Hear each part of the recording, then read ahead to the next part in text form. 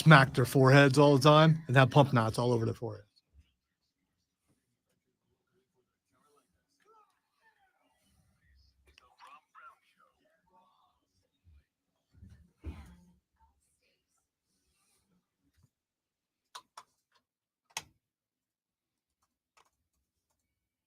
Good morning.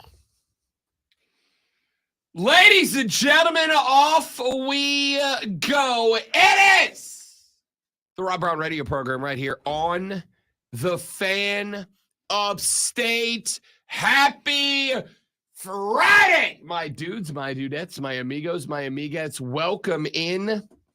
It's spectacular, as always, to have you here on the show. 4 hours of sports talk entertainment begins now. My name is Rob Brown. I am glad to have you here. Across from me, on the other side of the metaphorical glass, the guy in charge of this and every radio program that you have ever loved. One-timer, all-timer, doesn't matter. The great one was in charge. Lonzo in charge of the broadcast today. What up, Zoe? Okie dokie. He's a man of the people. It's Friday. It's wonderful. It's beautiful outside. I know we can't see, but I know it's beautiful out there. It's just it's a good day. Good day. Good sports weekend upcoming. The Gamecocks hosting Arkansas on the baseball diamond. That's the number 2 team in the country. They were number 1 up until this week, until A&M went on a tear. Arkansas, very, very good, also beatable. We'll talk some college baseball later on in the show. We got to get some basketball. This very evening, ladies and gentlemen, we have got not one but 2 elimination games in the National Basketball Association. We open it up with the Chi-Town Bulls. Chicago, a team that nobody thought was going to be here, not only has a chance against Miami, but the Heat are going to be without Jimmy Buckets today. That MCL did turn out to be sprained, meaning he is out, quote, several weeks. If you're a Chicago Bulls fan, da Bulls, you've got to be optimistic about your chances. We'll talk about the Eastern Conference play-in game. That one's at 7 o'clock. At 9:30 this evening, our New Orleans Pelicans at home taking on the now 1.5-point favorite Sacramento Kings. And the Pellies will have to do it without one of their stars, as the Big Z, Zion Williamson, is out. He's got a hamstring injury. Do not know the timetable on his return, but it is not, today. So the Pellies will be leaning on CJ and BI and the boys to try to stay alive and buy some time for Zion to get back. We'll talk about that game later on in the radio broadcast. We will get into a little bit of hacky because the NHL's regular season came to its conclusion last night, and the playoffs start tomorrow. Your Carolina Hurricanes getting the New York Islanders in round number 1 of the Stanley Cup playoffs. We're going to break that series down later on in the radio show. We'll talk a little bit about what the Canes need to do if they want to get by the Islanders in round number 1 and make another Stanley Cup run. We got some hacky coming up later on in the show. All of that and more coming up. Before we get to any of that, I have, we yesterday had a conversation to open this show. We had a conversation yesterday about the movie Dirty Dancing. I know it was a very long time ago, but the conversation went that despite the aura of the movie, Baby's dad was the only good person in the movie. Baby was an idiot. Johnny was a creep. The mom who was like, just let her have her fun. No. It's bad parenting. The dad was the only one, yet he's very frequently viewed as the villain of the film. And I got done with the show yesterday and was having a conversation at lunch with a friend of mine and a regular listener to the show. And he said, Rob Brown, you know who else I feel that way about? And I said, I don't. Why don't you tell me? I didn't anticipate this conversation coming up. And he said, Pierce Brosnan's character from Mrs. Doubtfire. Remember Mrs. Doubtfire, Robin Williams, all-time great? I forgot Pierce Brosnan was in it, but he was the stepdad? The stepdad. Okay. Yeah. So you had Sally Fields, of course, who was the wife. You had Robin Williams, who once he basically, because let's be real, he was an irresponsible piece of crap in that movie. Like good dad, his kids loved him, but not like a good dad, right? Irresponsible, broke, wasn't doing good in life. And then he commits effectively felonious fraud to get back into his kids' lives. And it would be one thing, it would make sense if Pierce Brosnan's character was also a piece of garbage, but he wasn't. He was like a stepdad who was genuinely trying. He was taking care of their mom. He was taking care of them. He was working. He was providing. He was kind, respectful, compassionate. He didn't try to overparent the not his kids. Pierce Brosnan's character was like the ideal man, and also Pierce Brosnan, right? Like, what didn't that character have? He was flawless. He wanted to be a phenomenal partner and a supportive stepfather. And what ends up happening? Robin Williams' character turns out to be the biggest creep in the history. And this is not a shot at Robin Williams, who is one of my favorite people of all time. Adored Robin Williams. What about Benny from Rent? Always kind of viewed as the bad guy. Yet throughout the movie, consistently bent over backwards for the main You finally characters. picked a movie I haven't seen. So this is, Rent. You ever seen Rent? It's like a musical, isn't it? Yeah. It's a movie it's based a on a Broadway play, right? It's a rock musical. But it's a movie based on a Broadway play. It was a is. Broadway play first, I believe. It is also based on an opera from the 80s, then transitioned into a modern day setting, and environment. All right, you had me at 80s. Maybe I need to watch it now.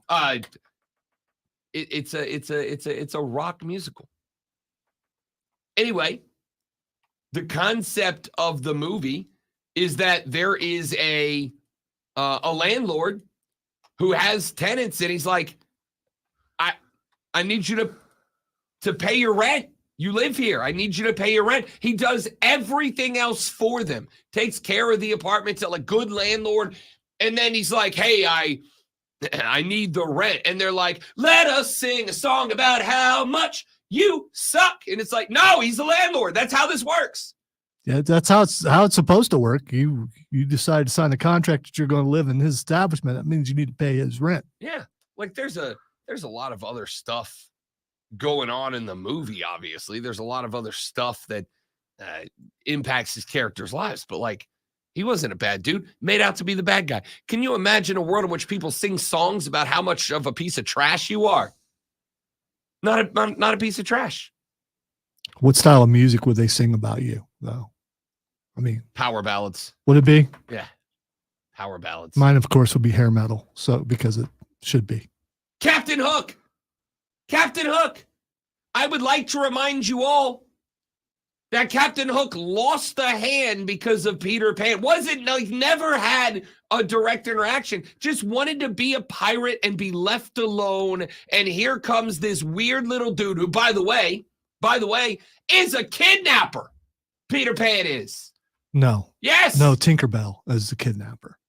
No, she's an accomplice. But no, she's the main kidnapper because she kidnapped him first. Peter I gotta Pan. be real. I don't know the origins of Peter Pan. Yeah. Tinkerbell is the worst, taking kids out of their families just because they had a bad day. That's what Pete does. That's what old Pete does. No, it's Tinkerbell. It's her magic. She did it first. He's an accomplice more than she is. I did not know you were a connoisseur of Peter Pan lore. Well, I hate Tinkerbell. So Tinkerbell cost me something near and dear to me. So, but anyway. No, not so anyway. What? Yeah, the brackets are done. I will never do another one because there was conspiring. There was politics on a show where politics do not belong, and because of it. And, I expected the new crew to be like the old crew, and they are not. And so it's done because I will not have politics on that show. But in the end, and I mentioned this many times, Tinkerbell is a kidnapper. She is a bad fairy. Listen, nobody cares about that. I need to go back to what you just said. How were politics involved rigged in election. A bracket about sidekicks? It was a rigged election, and I'm not gonna stand for that. Was it a rigged election, or did you put 9 Robins into the sidekick bracket and you didn't get one through? By the way, I never thought Robin was going to win. I thought that Harley Quinn was going to win, and she got eliminated early. Wasn't about that. It was the smirks, the conspiring behind, and they got the Cameron. And because they got the Cameron and they got him to do something that I knew was totally against his character, when he picked Tinkerbell over Robin, that was it. It was done. See, you're laughing, and I'm still mad about it because something that I created and really enjoyed for 9 years got taken away from me because of politics. That's why I hate politics so much. Okay. That's why I don't want to talk about politics, why I can't stand politics. When it can get to my children, it makes it even worse. And because I will never do a bracket again. Now, hang on. All right, so for those of you, let me clue you in, because I didn't know we were going to go here, but here we are with the Hell's Friday. Yeah, I would prefer that we didn't go here because I'm as mad as you've been all week. We're ingrained. We're here now. And I gotta get the story here. For those of you that do not know, Lonzo hosts an absolutely spectacular show on Saturday evenings called the Upstate Pulse. It is as I have deemed it, the greatest nerd pop culture show. All right. A little bit of everything. They sprinkle every nerd pop culture thing into the show. It's phenomenal. They've got Odie on the show, Cam on the show, Lonzo's on the show, and then a recurring cast and crew. Matthew's on the show, and then a recurring cast and crew of other characters who stop by every now and then. I would like to say including me, but it's been a very long time. I'll be back soon, by the way. Hockey season's coming to its conclusion. Saturdays go back to being free. So every March, as do all the great shows, Lonzo runs a bracket. What was last year's contest? Villains, best villains, phenomenal bracket. A lot of different ones. So this year, won by Palpatine, by the way. Great pick. Well, Palpatine up until the most recent trilogy, and then it turned into a pile of crap. But before that, great pick. You don't have an evil choir singing behind you. Somehow Palpatine returns. Shut up. It's called cloning, dude. Shut up. Cloning exists in our world. Then say that. Somehow. They do at the end. That was a surprise. That's why. Come back. All right. So Lonzo runs a bracket. This year's bracket was best animated sidekick. No, sidekicks from comics, from animated movies, and animated TV shows. So best animated sidekick. So comics are not animated, so it's not. They are by definite? Well, does animated mean moving? Yes. I guess it does. You're right. Okay, yeah. I take it back. Look, I'm animated. Best illustrated sidekick. So Lonzo shows me the bracket. There's like 4 different versions of Robin on there, which is Lonzo's favorite sidekick. So I would argue you tried to rig it before it even started. Did not. But when you're going to put sidekicks together, you have to put the original sidekick. Even Rob Young from Borderlands Comics and Games said Robin should have won this. I never thought he was going to win it. You know why? Because of politics. Okay. Because everyone knew he was my favorite. Started a couple years ago, people started going, you know what? I'm not going to vote for the guy who I think should win. I'm going to vote for the person that makes that person mad. That's politics. Maybe it's not about you. Maybe, as I told you before the first vote came in, Robin is not America's favorite sidekick. He's yours. He keeps going back to this, but it has nothing to do with Robin. It has nothing to do with I know Robin. you're making It has to about do. you. Look at the expression on Rob's face. He thinks it's hilarious, and this hurts me really bad. I don't want to talk about it. It puts me in a bad mood, and I don't want to have nothing to do with it ever again. We're standing in line at Comic-Con. It was brought up, and that ruined the rest of my day. This really, really bothered me. It's not a bit. It's not a thing. When you cannot honestly look at a matchup and vote who should win and instead go, okay, this is going to make that person mad. That's politics. That's and I don't want that. That takes the fun out of Did something they that was. say that's what they're doing, or is this a you think that's what they were doing? Genuine question. Because to me, and I told you, like before I knew any of those things going on, you're showing matchups, and I'm like, yo, Tinkerbell's going to steamroll this bracket. When it came down to the end, which it ended up being a tiebreaker, but when it came down to the end, and someone didn't go with the crowd, it was said on those airwaves, "You betrayed me." Not by me, which means a coup was in the process, and the coup worked. It did, but they didn't get what they thought they were going to get. They got the end of it. So who was the nefarious mastermind? Some guy who's not from here. All right. Things backfire sometimes when you think something, oh yeah, we did it, we got them. And, but when integrity is ruined, whatever degree of integrity you think something is, then it's no longer fun. And it's just about who can I hurt? And that's supposed to be a place where that doesn't exist. So that we are clear though, I did call the winner. You unleashed. Good for, and as you're going to let Tinkerbell in this thing? No. Perfect. You guys into this thing. This is the worst bracket we ever did. I have pride in every other one. My guy never won in any of the years that we did it. Despite how Rob is trying to paint a picture, the person I wanted to win never won. Wasn't about that, but I could look at the person who won and go, yeah, I see why they won. This one was all about politics. It was all about behind the back little things. It was jabs. And when it becomes that, then it's no longer, it's supposed to be an equal room as much as it can be, where you can go in and have fun and not have to worry about all that stuff. And now it's not. I still feel like, and multiple people told you when you had us fill out first round, multiple people told you, I don't think you understand what Tink was to an entire generation of American men about my age. Tinkerbell was the Marilyn Monroe of kids born in the mid to early 80s. And by the way, I don't blame the guy from another country. He's just doing what he thinks is funny. But other people should not have went along with it. Ooh, dissension in the ranks. That's what politics are. That's what horrible politics, and that's why I hate politics.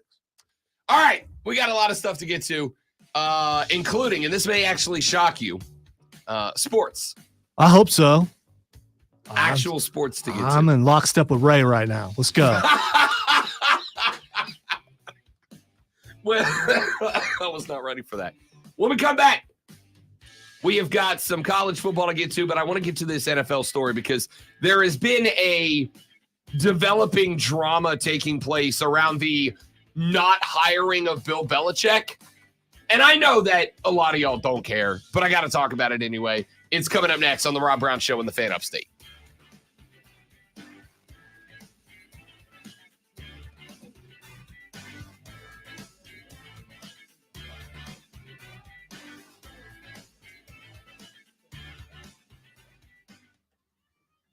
I got an email that said, do you have questions about your upcoming retirement? And I take that as a personal insult. Welcome to AARP. That hurts my feelings, internet. Slight chance for an afternoon shower Saturday, upper 70s, then rain likely on Sunday. I'm meteorologist Michael Carroll on the Fan Upstate. Right now it's 64. I love a beautiful lawn. I hate doing lawn care. That's why I use True So we got another notification about one of our shows being muted, and it was Real American again and Russia again. So they're still listening. Yeah. So I don't know if it's like So our show where we were making fun of Russia for being flagged for Real American got flagged for playing Real American. Yes. Cool. Like that. eBay Motors is here for the ride. 120,000 miles of night drives, daily commutes, and who knows how many. Through countless fixes, elbow grease, and a new radiator, you kept your ride alive. With eBay Motors, you have over 122 million parts to keep. Joycey Joe. Welcome in, buddy. Perfect fit every time. Plus, at these prices, Ah, yes, Teacher Workday. Always loved the Teacher Workday. Parents, not so much. Well, where's the fun of it if you don't have to go to school, but your mom or dad stays home? Although it could be fun. Joe's probably a blast. 650 million vehicle scans verified by ASE certified master technicians. And if you need help, we can recommend a shop for you. Ask for O'Reilly Veriscan today.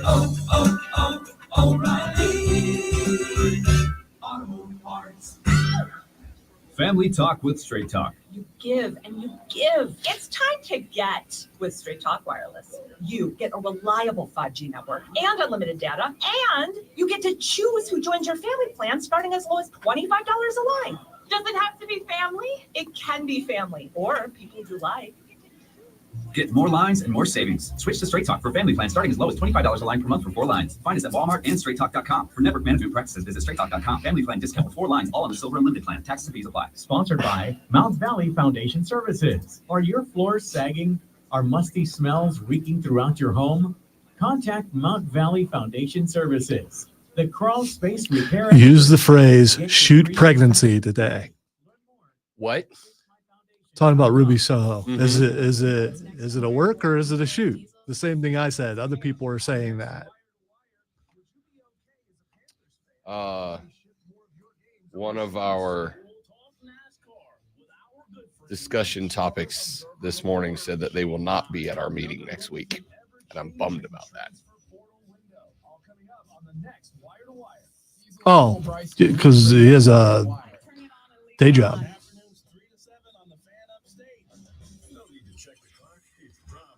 Ooh, pasta. That sounds like that's hard, Joe. Nice. Pasta has a lot of weight to it. Pasta's a hard eating food. So there was a story going around after Bill Belichick was effectively kicked out of the New England Patriots because after Tom Brady left, after the GOAT departed for greener pastures, it got bad, and it got bad pretty quick. So Hoodie got let go. Hoodie rides off into the offseason and said, yo, I'm not done. I got more to do. I got more I want to accomplish in this league. I'm still Bill freaking Belichick, yo. And then he got interviewed by one football team, the Atlanta Falcons. And based on the hiring that the Atlanta Falcons made, I kind of think that was more of a, let's just have the conversation and see if there's anything that we can pick up from the Hoodie, than it was, yeah, we could see ourselves being coached by this guy. I can't wait for the accept because I know about the accept. You know about the accept? The phone calls. Aha. Yes. Yeah. So Bill gets the interview with Atlanta, and for a hot minute, there were a lot of Falcons fans who thought, the Hoodie, a 6-time Super Bowl champion winning head coach, is going to come down to the ATL. We've got all this offensive talent. We let Hoodie pick his next QB, and we've got a chance. Except there's a story going around right now that Bob Kraft, the owner of Bill's former team, the New England Patriots, according to sources, actively, I love this word, torpedoed Bill Belichick's efforts to become the new HC in the ATL. There was a report dropped, by the way, on ESPN, of all places, that Bob Kraft apparently called Arthur Blank, the owner of the Falcons, not once, but twice, and said, don't hire this guy. You can't bring this guy in. He's not the dude. ESPN, quote, in a conversation with Blank, Arthur Blank, not like anonymous. Not fill in. Yeah. Okay. Yeah. Fill in Blank would be a great wrestling name. In a conversation with Blank, Bob Kraft delivered a stark assessment of Belichick's character, according to a source who spoke to two people, a close Kraft friend and a longtime Belichick confidant. The source quoted the Belichick source as saying, Robert called Arthur to warn him not to trust Bill. That account was backed up, the source said, by the close Kraft friend. Multiple sources said that Kraft spoke with, quote, some candor, end quote, to Blank about Belichick, though the sources declined to elaborate. One source close to Belichick said Kraft was, quote, a big part of why, end quote, the Falcons passed on hiring him. And this is interesting to me.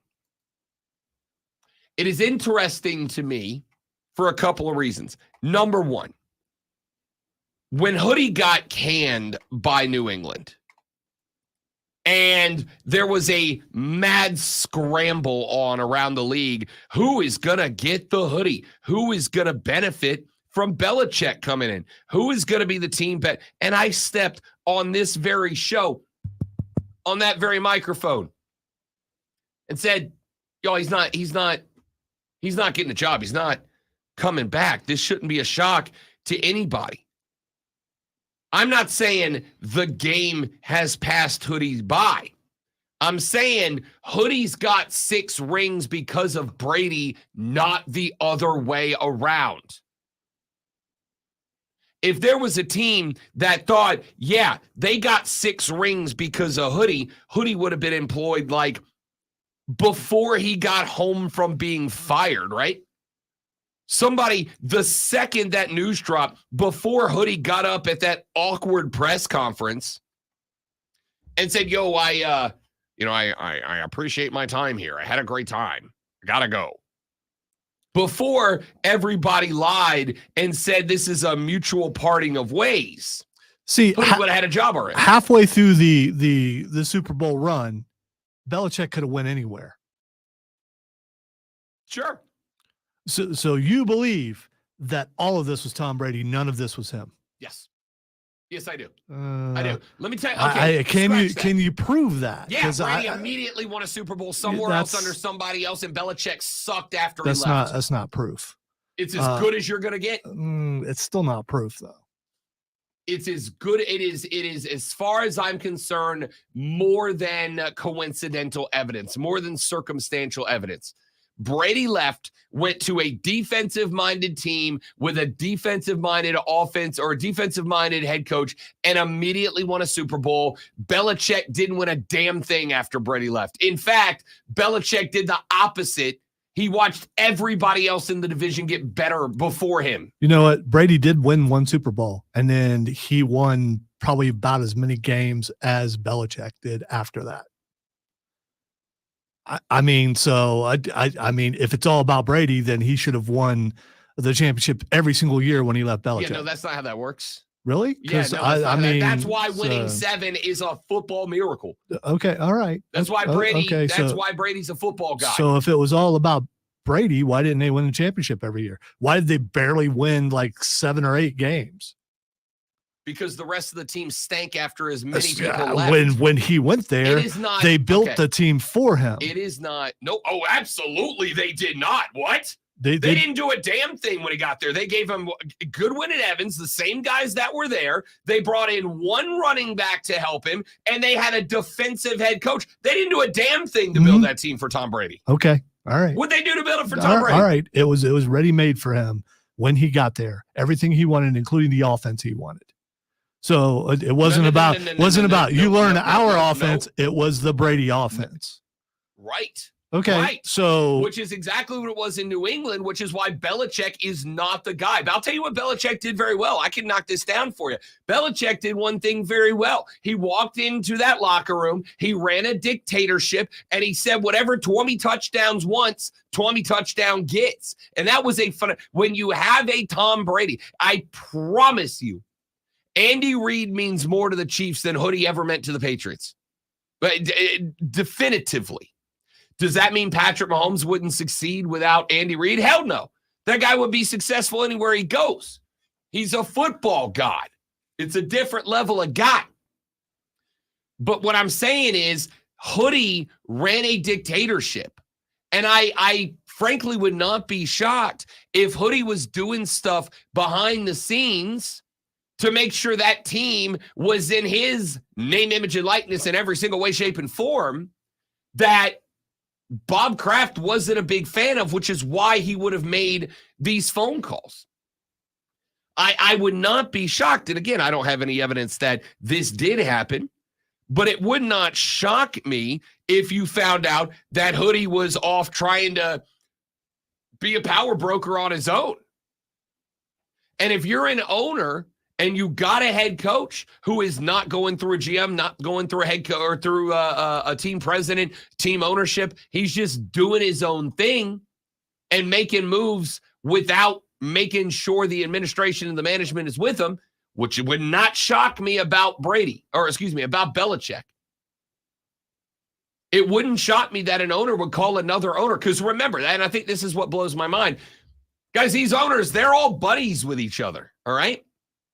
Like in our head, we like to all pretend that, my team's owner would not have a close personal relationship with the owner of my right. Yeah, they would. They're all in it together. Rising tide lifts all boats. So for the owner of the Patriots to call the owner of the Falcons and go, hey, look, I know this guy's got a bunch of rings, but what he's doing and how he's done it and how he's doing it, it will sink your team. Doesn't shock me. Bill Belichick is not owed anything for 6 rings. Not owed anything. And teams don't want to sit around and go, hey, we'll tank for a couple of years. We'll be bad for a couple of years. But we got Hoodie here. That's not going to be it. I don't know why anybody's shocked by this report. Let's take a break. We're back after this. Rob Lonzo and you. The Rob Brown Show rolls on. It is the Fan Upstate.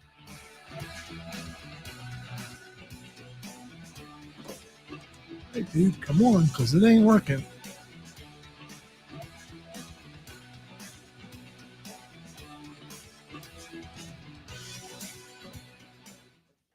Someone is supposed to have something in, and it's showing that it's not there. And he's telling me it is there, and it's not there.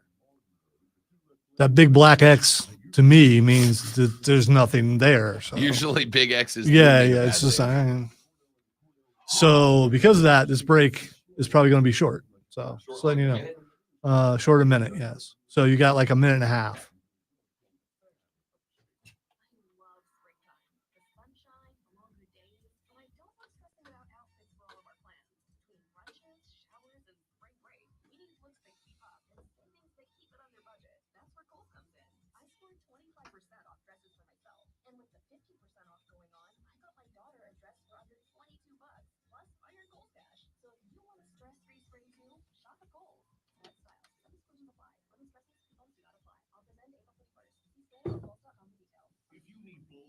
To boost your business, but you're on a budget. Think Staples. Posters, flyers, signs, and menus for less. Think Staples. Staples can bring anything you need to move. It just got in. But because I moved it and someone is paying attention, they will notice that it got moved. I mean, it wasn't there. Right. What are you going to do? I don't want anyone to get in trouble. That's what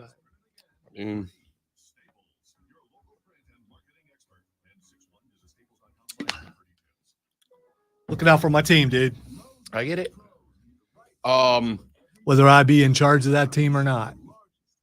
Lordo can't make it today. So Mark Benetti, the new voice of the Swamp Rabbits, is going to be with us at 8. And then Tyler Pollock from the Triumph right after him at 8:20. Okay. So I have to get out on time for the last 7 o'clock break. And then we need to cut Benetti at 8:17. We need to call Mark, Tyler will call us. Okay.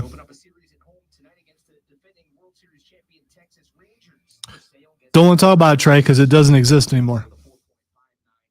So I don't have to worry about it.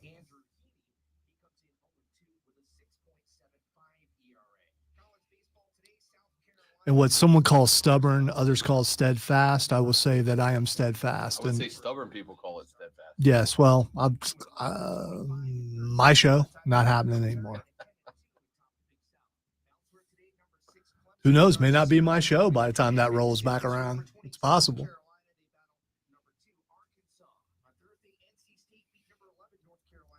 Current crew not as good at debating or truly discussing the topics because they're not into them as much. So I was more entertained when you and Chris were in the office doing it. It's not their fault. It's just not their thing. I need to adjust what I do to who I have. And that's a me thing, hanging on to the past. And sometimes you move on, you find stuff that does work with the new people, which we did like a couple weeks ago when we did Nerd That Tune. I have to adjust and get Nerd over it, that tune. which was a killer bit. Busy show lined up for you today. Coming up at 8 a.m., we'll be joined by Mark Benetti, the voice of the Greenville Swamp Rabbits, as the Rabbits open the ECHL playoffs on Sunday afternoon. Game 1 against the Orlando Solar Bears. Solar Bears. They're polar bears because hockey, but they live in Florida, the Sunshine State, so they are Solar Bears. Get it? It's a good name. How come I feel like I'm in other guys? FBI, we're both, female, but I thought it was funny. I love that movie. Yeah, it was a great movie. I love that movie. Solar Bears is a great Solar name. Bears is a great It name. really is. So you've got the Greenville Swamp Rabbits versus the Orlando Solar Bears, the first round of the ECHL playoffs. That game will go game 1, 3 p.m. on Sunday, right here in the Ville. Game 2 will be Monday night right here in the Ville. Games 3, 4, and 5 will be during the week in Orlando. And then, if necessary, game 6 and 7 will be back here in the GVL. Yeah. Those will be next weekend. So we'll talk to Mark Benetti, the voice of the Greenville Swamp Rabbits, coming up at 8 a.m. At 8:20, right out of that, we roll into a little footy as longtime Greenville Triumph veteran Tyler Polak will join us here on the show. Unfortunately, the Triumph bounced from the Lamar Hunt U.S. Open Cup tournament. They gave a valiant effort on the road against USL Champions League side this weekend. But Monday night came up just shy in their efforts on the road. A 3-1 defeat. Scored in stoppage time to bring it within 1, but then Louisville answered right back. However, the USL Cup is just about set to start, as is the resumption of the USL League One regular season. So we'll talk with Tyler Polak coming up at about 8:20 this morning, before the Triumph get back in action on the road this weekend. We'll talk some footy with Tyler Polak and some hockey with Mark Benetti of the Swamp Rabbits coming up this morning at 8 o'clock and 8:20 in back-to-back segments. Yesterday, we talked a little bit about viewership, television ratings. It was in regard to Caitlin Clark. Of course, a lot of folks up in arms. Caitlin Clark going to be making $76,000 of base salary in her first year as a WNBA player. And obviously a lot of folks are saying, that's it? That seems not okay. That seems like not enough money. And we had the conversation about, hey, there's nuance to this discussion. On one hand, the NBA has to give $16-ish million annually to the WNBA just to pay operating expenses. It can't float its own boat. So as much as you would love to pay the players more, They got to get money from the NBA to supplement their expenses. On the flip side, Caitlin Clark has already generated well north of $76,000 worth of exposure for this league, without a doubt. Whether or not they tuned in specifically for her, 2.5 million people at any given moment during the WNBA draft this week tuned in. That shattered the previous record by about 2 million people. There was around 600,000 that tuned in 2004 to watch Diana Taurasi get drafted. Now, there's been a lot of great players that have entered the league. I would make the argument, and this might just be because Diana Taurasi was the name when I was first getting in tune with that league. Diana Taurasi was the closest thing to Caitlin Clark before Caitlin Clark. A lot of great players. Candace Parker, Asia Aaliyah out of South Carolina. But the closest thing I can remember to a Caitlin Clark before Caitlin Clark was Diana Taurasi out of UConn. That UConn team was something else. And they had less than or right at 600,000 people tune in for her draft. 2.5 mil tuned in this week to watch this year's. Now, am I going to say that is exclusively for Caitlin Clark? No. I'm sure there were a lot of folks around this area that tuned in to see Camila Cardoso get drafted. I'm sure there were a lot of folks down in Baton Rouge, Louisiana, that tuned in to see Angel Reese get drafted. I'm sure there were a lot of folks out in Southern California that tuned in to see Cameron Brink get drafted and Rakia Jackson get drafted. I'm not going to say it was exclusively because of Caitlin Clark, but I also think it would be, frankly and respectfully, kind of silly to say she was not the number one variable in that equation, the number one factor in a 2.5 million person audience, the biggest audience of all time for a WNBA draft. So we got into the discussion about why people watch sports. I have made the argument for years that we, as Americans, we love our team, but outside of our team, we love superstars. America. Correct. Outside of our team, we love superstars. I love the New Orleans Saints. Was wrapped in a blanket with fleur-de-lis on it when I was born. I am, by definition, born a Saints fan. But I watch every NFL game. However, I tune in to watch Lamar. I tune in to watch Patrick. I tune in to watch superstars. Now, I appreciate a good team. I love a good team. But America, by and large, is a country that has individualism ingrained in our DNA. We love a superstar. Caitlin Clark is a superstar.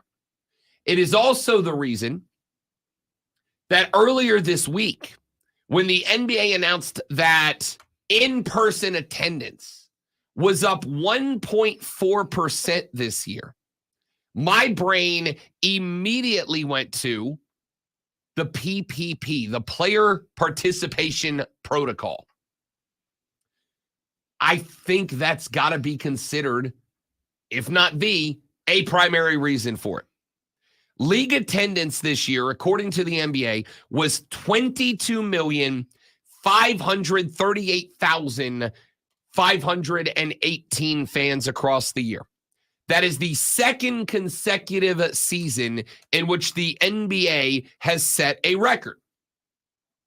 There were 873 sellouts this year. That is 71% of every regular season game played in the National Basketball Association. That is a record. There was an average attendance, game by game, of 18,324. That is a record for the NBA. All of these numbers are up. So, based on the numbers, 98% capacity for the NBA. Of every seat that could have been sold across every game season-wide, 97% of seats had a butt in it.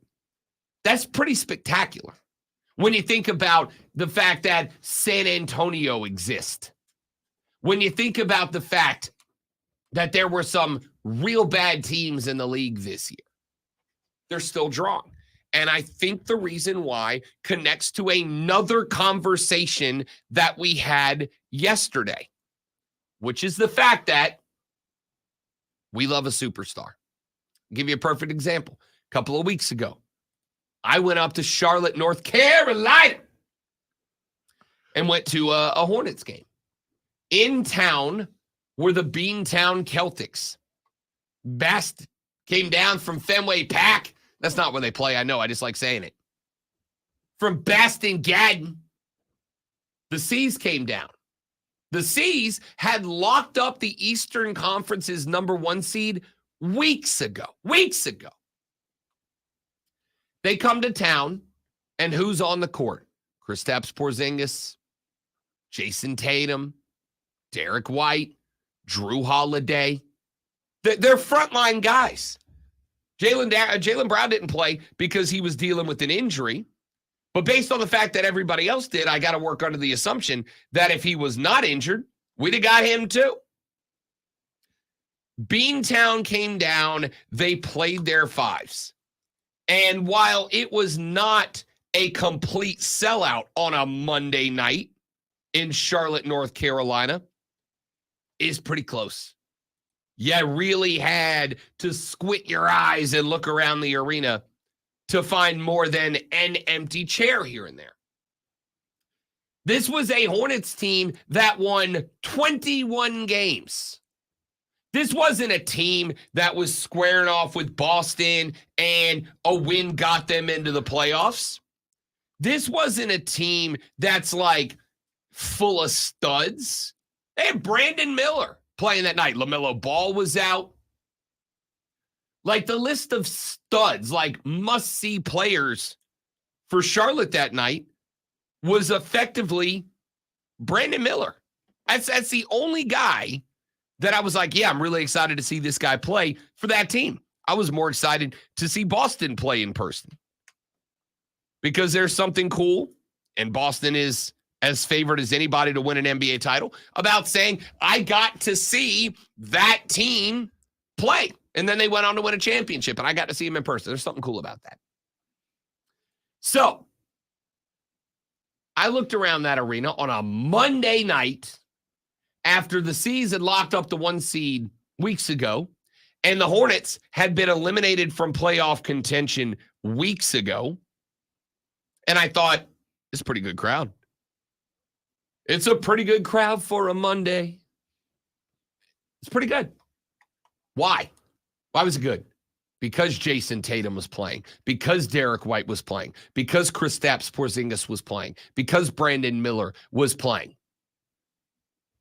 because Drew Holiday was playing, because the stars of this league were out there playing. That, to me, that clicked into my brain that night.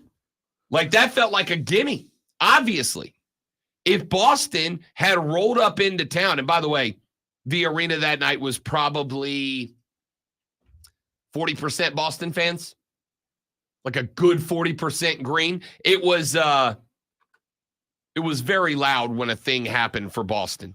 Very loud when a thing happened for Boston.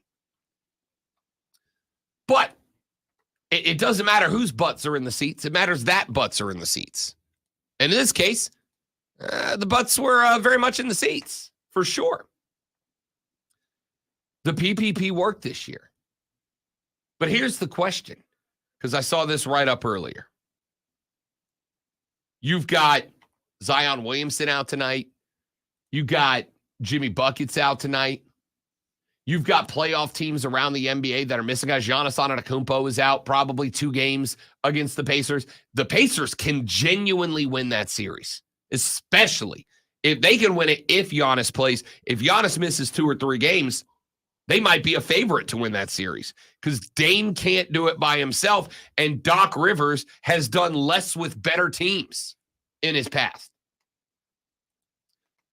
The PPP is good for fans. I think it's fair to ask if it's good for players. I think it's fair to ask if it's good for players the same reason, the same way that I can say the pitch clock in baseball is good for fans. It is cut 20 plus minutes off of games without getting rid of any action. Right? It's not like they took something out of the game. Yeah, games would be faster if it was, 2 strikes and you're out. They didn't change the game. Then they said, we got to go faster. It's been good for fans. Because what you took out of the game was primarily standing around. Now, they're not just standing around doing nothing. I think you got to know ball to understand what the pitch clock took away. It's the psychological warfare between pitcher and batter. The one spot on a baseball field where it is individual versus individual, and that matters. But for the fans, it was good. However, it is now fair to ask if it's bad for the players because, as we talked about earlier this week, at the beginning of this week, we were able to talk about 8 different all-star pitchers who were missing time due to arm injuries. 8 all-stars. That's just the all-stars.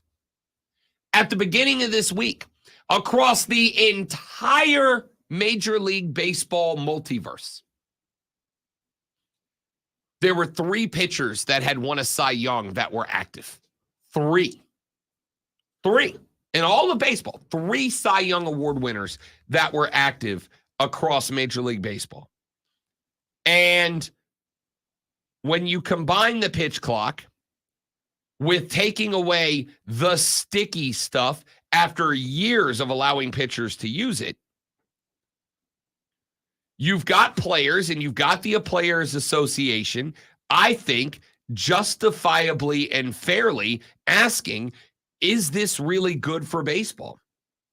Is 20 minutes shorter of games worth the number of injuries that pitchers are racking up? But there are other variables to it, for sure.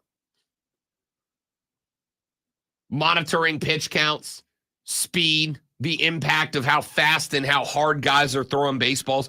Cody Decker, my co-host on Saturdays, loves to point out that if you pick any given roster from like 2001, 2002, any given roster, you got about a 15% chance that somebody on that roster could throw 100 miles an hour. Now, you pick any given roster, there's a 100% chance somebody on that roster throws triple digits on the speed gun. That changes things. So much more pressure on the arm. So I asked the question on Monday, is it worth it? Is there a spot where making the game a better television product, a better in-person product, is actually bad for the game? I think baseball has arrived at that conversation. And now I wonder, with the PPP and the NBA going into place where guys have to play X amount of games to be considered for individual awards, if it's not forcing some of them who want to be MVP or Defensive Player of the Year or whatever, if it's not forcing them to play more than their bodies can play at a point in time where the game's as physical as it's ever been in terms of strength and size, when you have all these superstars around the league that are all hurt leading up to the NBA playoffs, I think it's a fair conversation to have. And speaking of conversations, this is not one. This is Lonzo talking to you and enlightening you with this Sports Flash. You're welcome, people. 2 teams will go to the playoffs. 2 teams will go on. The NBA play-in tournament concludes this evening with a doubleheader that starts at 7 p.m. when the Chicago Bulls travel to Miami. The Heat will be without star Jimmy Butler after he sprained an MCL. The Pelicans will host the Sacramento Kings. at 9:30, and will also be without their star. Zion Williamson will miss the game with a hamstring injury. The winning team of each will become the 8th seed in their conference. The Gamecock baseball team faces their toughest test of the year as they start a 3-game series against Arkansas this weekend. Number 2 ranked Razorbacks are 30-5 and just dropped from the number 1 spot this week. First pitch tonight is scheduled for 7 p.m. with a 3 p.m. start tomorrow at 1:30. First pitch Sunday. Tune in this afternoon from 3 to 7 p.m. for our brand new show, Wire to Wire with Cole Bryson and Diesel. It's an amazing thing.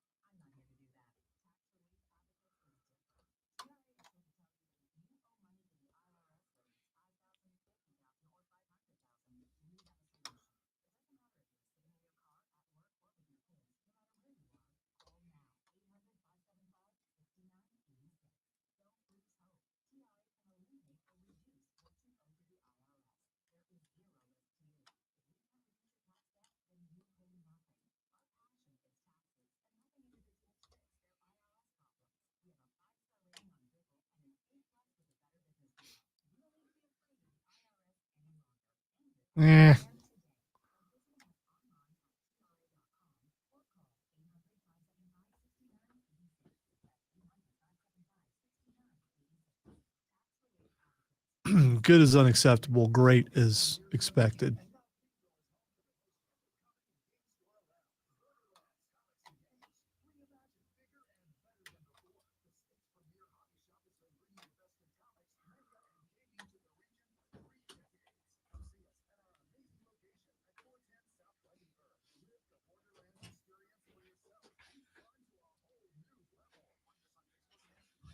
Zach, good morning, buddy. Welcome in. James, Diggs, good to have you guys. Keegan, oh, look at Keegan's in the house.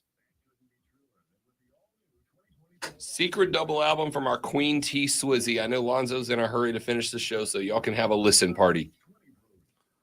I thought that goes without being said. Yeah, I'm not. Listen, if you don't think Tay-Tay's getting banged out on the speakers the minute we get back to the Fortress of Nerditude. Sad white girl songs? I'm in. Let's go. I don't know why they have to be race specific, but yeah, it's going to be an amazing time in the office today. Tay-Tay listen party.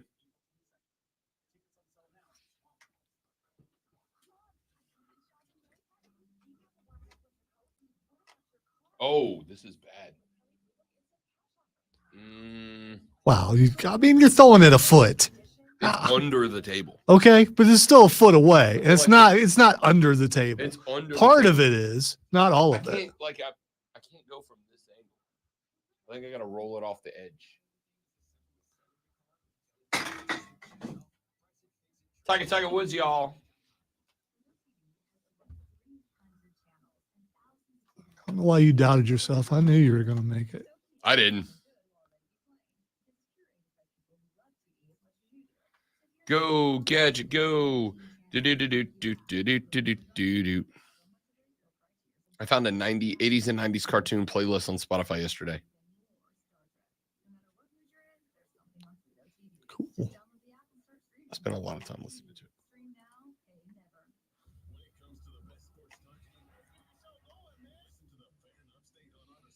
Did you hear anything you forgot about? Not forgot about, but maybe like have not thought about in a decade and a half. Hilariously, you brought the Fraggle Rock theme song into my life last week. That was on it. The Captain Planet theme was on it. Power is yours. Your powers combined. I am Captain Planet. The theme song from Doug was on it. That got stuck in my head for about 30 minutes. Never watched an episode of Never Doug. watched Doug? No. Love Doug. Dude, I was way old when Doug came out. So I might have been 40. Not that cartoons have an age limit. It's just my kids were older too. I don't think they ever got into that. But I could be wrong.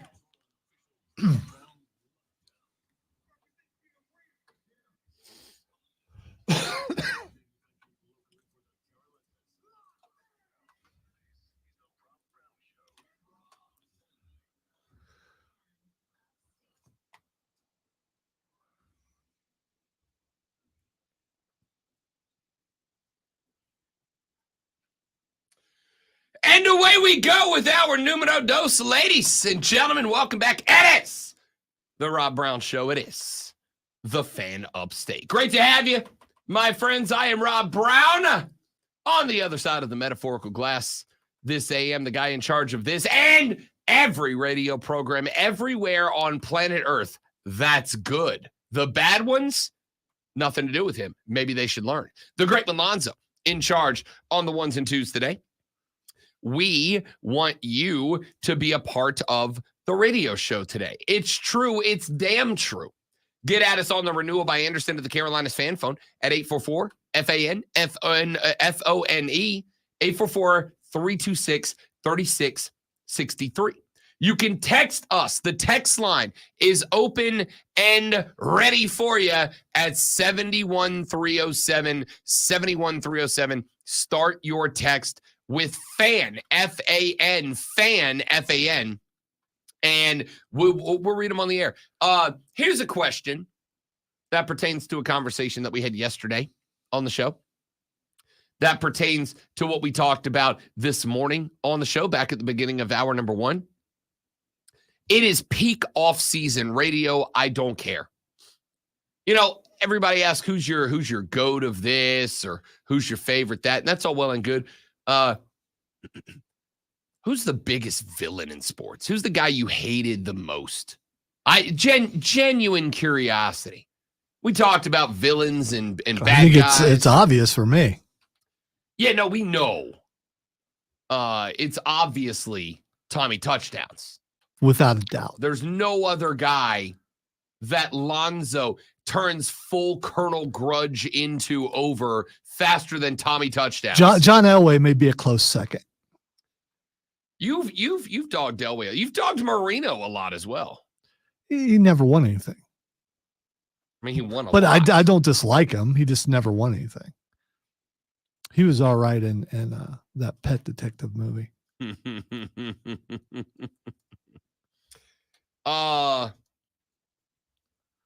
Marino not good on when he was on the panel for pregame. Never just seemed a little haughty.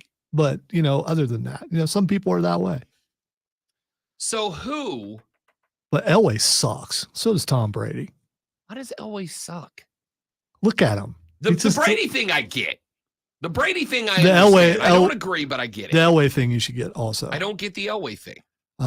Who back when I first became a Chiefs fan, Yep.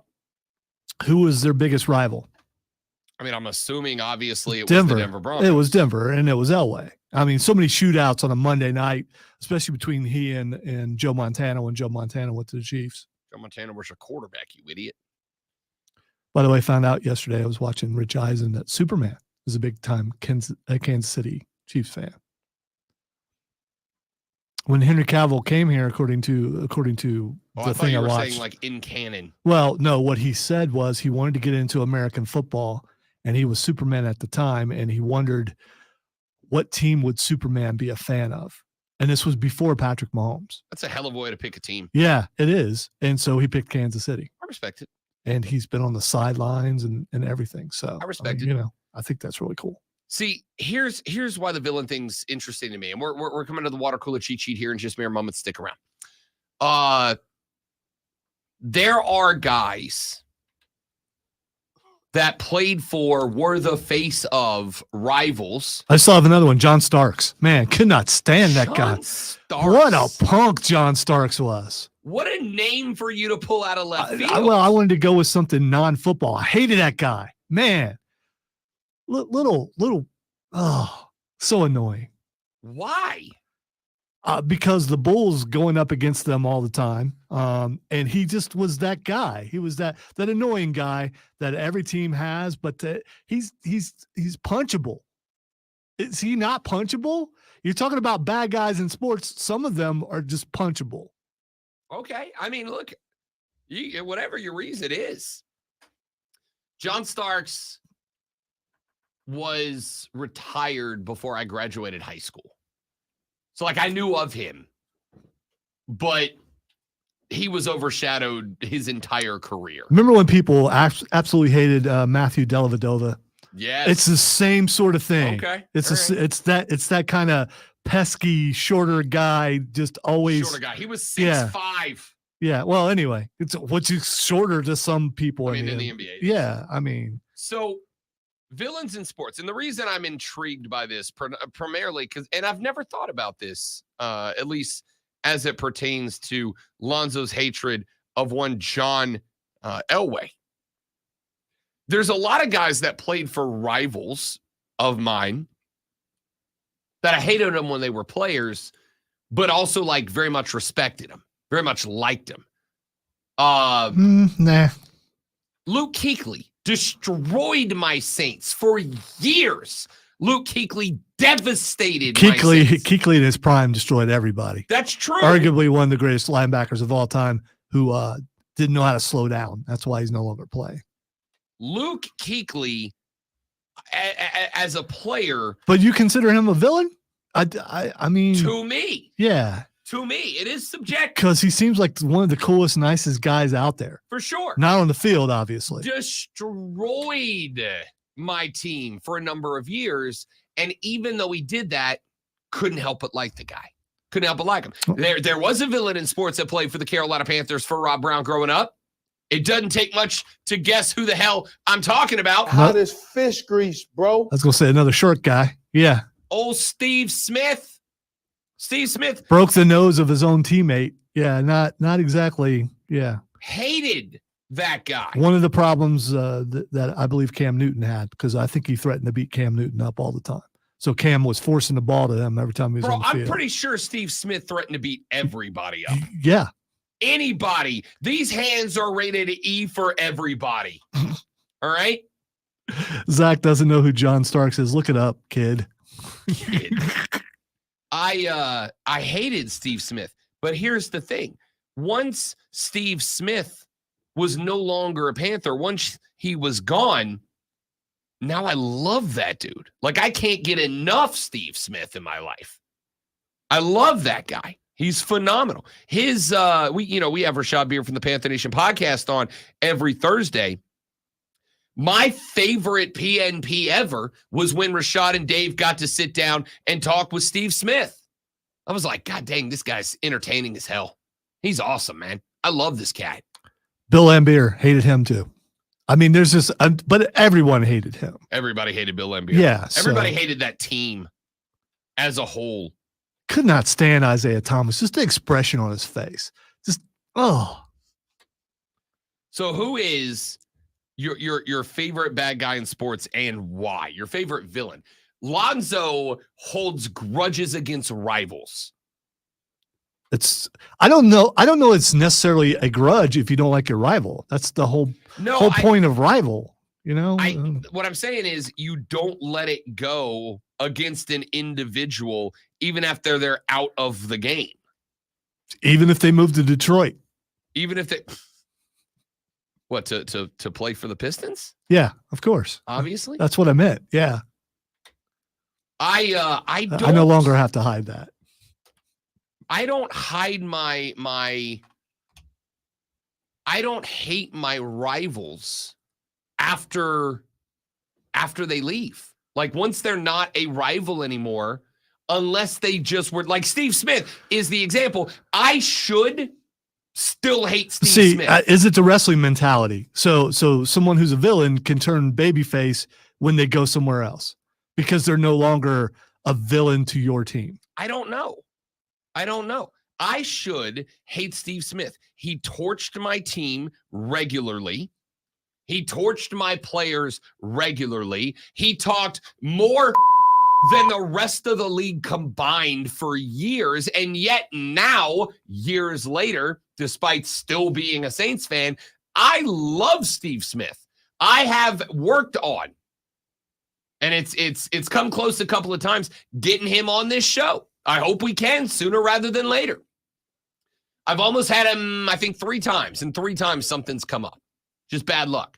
I hope we get him on the show. I don't hold a grudge against Steve Smith, despite the fact that he broke me. I will say most of the guys that I consider villains that I don't like, they had villainous qualities. And I think you've got the same thing. Steve Smith had villainous qualities where someone could go, okay, yeah, I see why you don't like that guy. For sure, Steve Smith had villainous qualities. You don't understand the Tom Brady thing, but he's big time villain. See, I don't see him that He's way. a cheater. Yeah, because a good guy breaks his phone when people are about to investigate. I mean, he did a bunch of things that are definitely, if he was in a movie, he would be the villain. He's Adam Banks from the first Mighty Ducks.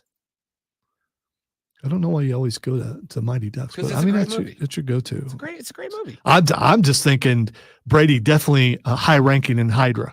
That's my go-to. All right. So who's your greatest bad guy in sports? James said, as an Eagles fan, I'm picking Michael Irvin. James said, Agent 89 probably looked like a villain to Saints fans. Roman Harper found out. Yeah, Roman Harper did have a around find out moment with Steve Smith, for sure. For sure. Texter said, Dorman High class of 97. I have 0 adult friends that went to Spartanburg High. Rivals are rivals. That's from Spartanburg Jay. Jay said, I don't even associate with those people. I don't know. Maybe I'm a half-hearted fan. Maybe I'm a half-ass fan. Like, I have dear friends that are Falcons fans, despite the fact that I despise their football team. Despise it. Hate them. Guitarist in my band for over a decade was a Denver fan. We always had some problems. And that was part. There were other problems, but that was definitely part of it. Maybe I'm just a half-hearted fan. Maybe I'm not as big a sports guy as I thought I was. Ooh, Russell, I haven't seen The Departed, but I'm pretty sure that Rob has. It's a good movie. So is that an apt comparison? It's not unfair. It's really not unfair. All right. It's really not. Text just said, my biggest rival in sports, Skyline Chili. Thanks, Jason Kelsey. Good text. Good text. Skyline Chili is a rival of mine for sure. Text just said, this is Marvy Marv, probably going to call me crazy, but I hate Michael Jordan. Great player, but I hate him. I actually am not going to call you crazy for that. Yeah, especially if you were not a fan of the Bulls and you didn't like all the hype and everything that he got, and he beat everybody's team. Yeah. So, I mean, that would make you not like someone. Everybody got the smoke from Mike. And Mike was definitely a dude with an attitude. On top of that, and I don't mean this any sort of way, but it kind of is what it is. It's been proven over and over again. Mike Jordan, not a great guy. Yes. Not a great guy. But a great smile. And you know, some villains have those. Not a great guy. Certainly, if he ain't the GOAT basketball player, he ain't any further down than 2 or 3, depending on who you ask and how old they are. I don't have an issue with you hating Michael Jordan. He was a hateable character. I think the reason Mike resonates so much with guys my age and slightly older was because when Mike was at his peak, when Mike was at his prime, most of us didn't really have a team yet. You were still kind of in that developmental stages as a fan. Like if you came from a family that was like a hardcore Boston fan, hardcore Knicks fan, you might have, but the majority of people my age at the point that Mike was Mike, we hadn't assigned ourselves to a fandom yet. Have you noticed something though? The villains that have been named are only football and basketball. I've gotten 3 Bryce Harpers so far. of course, if you are He an Atlanta- plays baseball, he right? does play baseball for the Okay. Philadelphia Phillies, as a matter of fact. If you're a Braves fan, you hate Bryce Harper because he's a Braves killer. In fairness, he's an everybody killer. Everybody the Phillies have lined up against in the postseason, Bryce Harper has broken hearts more than he hasn't. I know someone who you can't stand in MMA. And now, Connor? yeah. Do you consider him a villain for Yes. you? Okay. All right. I don't consider him a villain for me. I just consider him a villain. He just is. You punch an old man in a bar, you're a villain. I don't care how great of a showman you are. That was an Irish mafia thing. I'm still saying. Whatever you got to make up in your head to excuse him punching an old man. He punched an Irish mafia guy who just turned and looked at him like, "Is that all you got?" And then went back to his drink. I thought that was the bold move. There was the old man. You know how I know? Unfazed. You know how I know that's not true? Because Conor McGregor is fighting, but not for his life. That's how I know it wasn't an Irish mafia guy. Hey, there are different movements, sects, whatever you want to call within the mafia. Sometimes you need to send a message. A message was sent. He's an old man puncher. All right. He just is. It is what it is. It is what it is. All right. Here's what we're going to do because I said, we're coming to it. Texas said, I like them both, but there's a reason that Denny Hamlin and Michael Jordan are buddies. Holy cow, that is the Yes, you are correct. Denny Hamlin, also a jerk. My favorite thing last year, he wins a race, he gets on the mic, they go, how do you feel right now? And he looks at the crowd and he goes, I feel like I just beat your favorite driver, and then just walks away. That's kind of awesome. I love it. I love it. I can love a villain if they're villains to somebody else. You know what I mean? Like, I get it. I get it. I like that. I'm all in on that smack. That's good stuff. All right, who's your favorite villain in sports? Texter says, I bet Robert Parrish still gets Christmas cards from dozens of retired NBA players for knocking out Bill Laimbeer. The referees hated Laimbeer so much, Parrish didn't even get a tech. Laimbeer is by far the most hated villain. I would say in the NBA, he's in that mix for sure. But also, I hate to say it, he's kind of in that class that, like, it's far enough away now. I bet if I went to the majority of younger NBA fans, they'd have no idea who Bill Laimbeer is. All right, let's take a break. When we come back, I screwed up. What are you going to do? This conversation matters to me. Water cooler cheat sheet next on the Rob Brown Show on the Fan Upstate.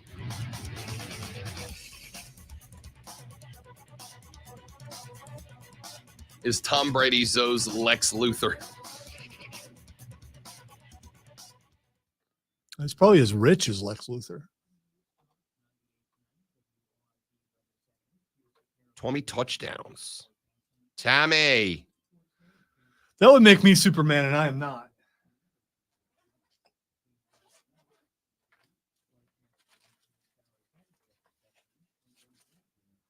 Because I'm not supposed to fly. I'm not that naive.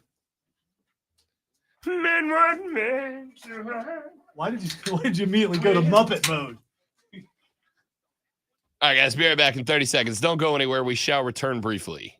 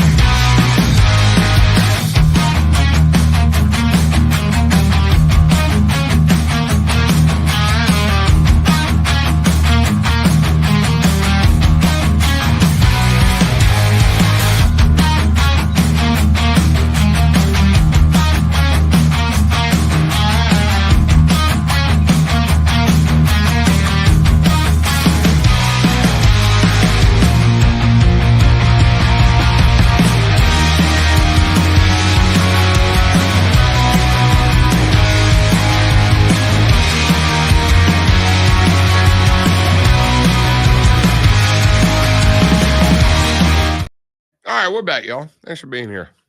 That's a well-parked vehicle. Like right in the middle. I mean, that was an amazing job. Pretty go, you.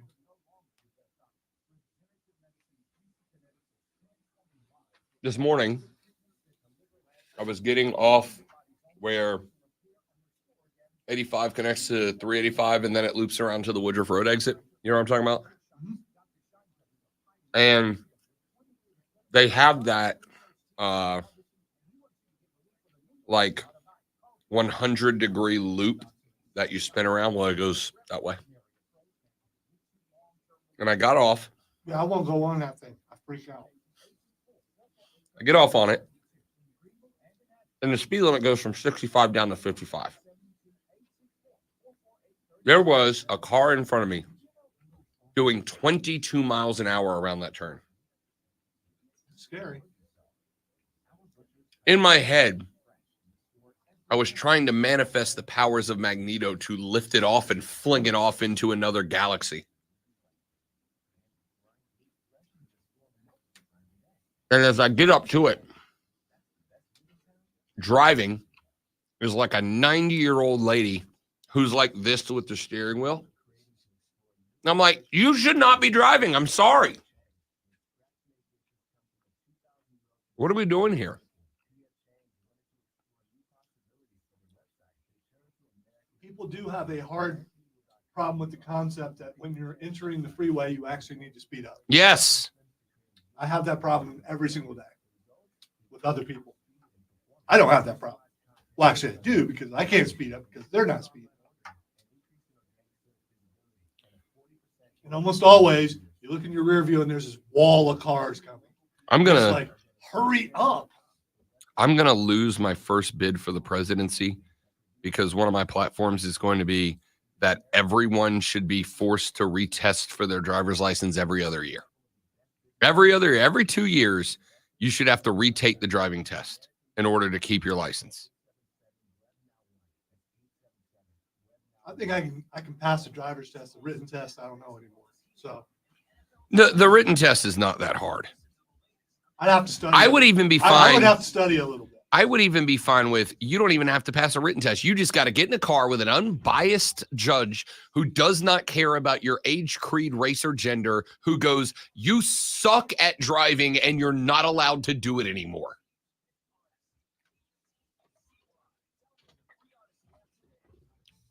No, Steven. I don't hate Miss Daisy because she's because she's old. I hate her because she's doing 25 miles an hour on the interstate. You don't get to drive anymore. If you are afraid of doing above 30 miles an hour, you don't get to drive places where the speed limit is 35 miles an hour. This is a bad reference because Miss Daisy didn't drive. That's true. But she had hope to drive True. because Miss Daisy knew she wasn't fast enough to get on the freeway. So she had other people drive her around. She was actually smart. I don't think I've ever seen that movie, to be honest with you. Morgan Freeman was the driver. Yeah. I believe it was Jessica Tandy was the old lady. All right. Water cooler cheat sheet here. Uh-huh.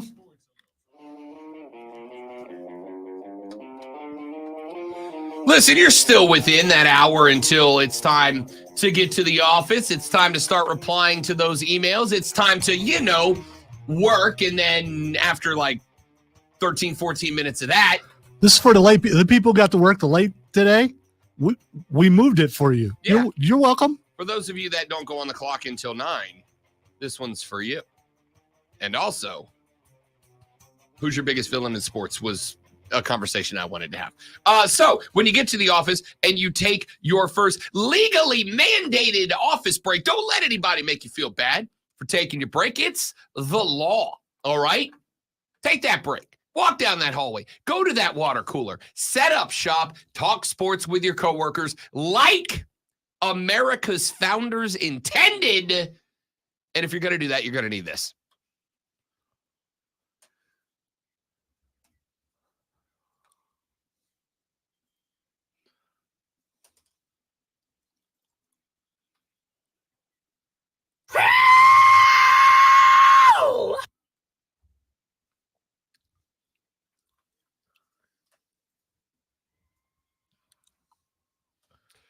It's the water cooler cheat sheet, the top 3 sports stories that you need to know before you get to the office and start talking sports with your coworkers this morning. If you're going to do that, you're going to need this. Let us jump directly into Item number 1.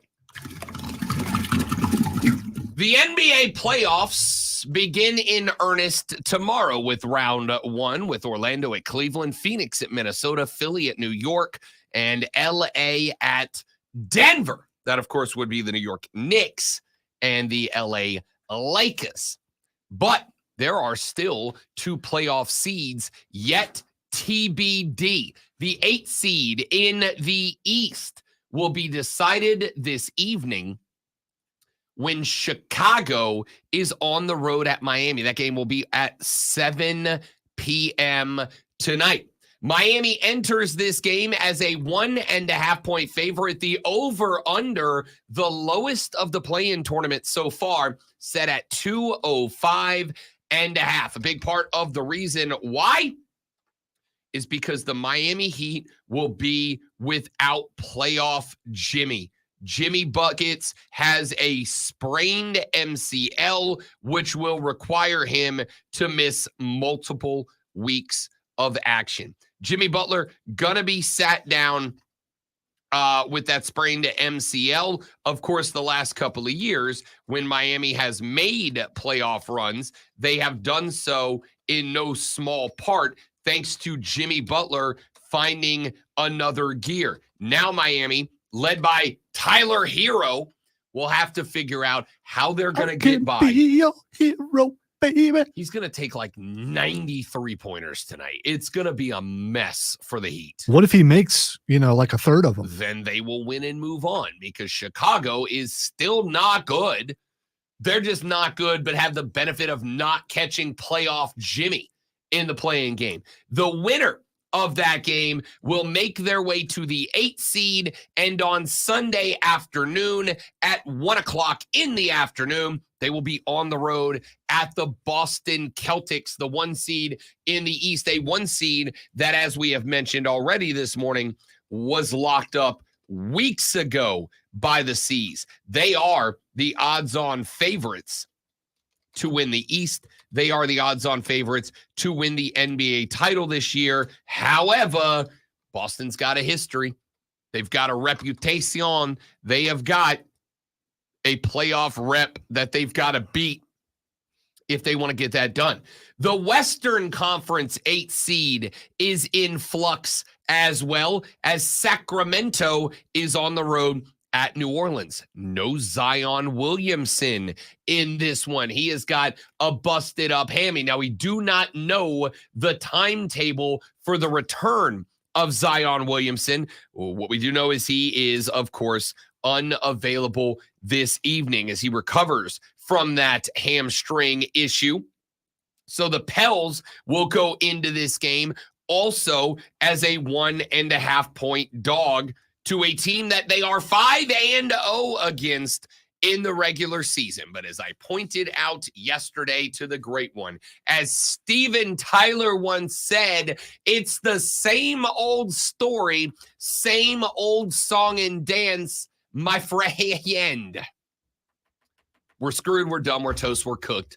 B.I. and CJ were just not good last time out. And unless they have a complete and total 180 from a game in which CJ McCollum was averaging 35 over the last 7 and then scored, what was it, 9 on 1 of 9 from the arc?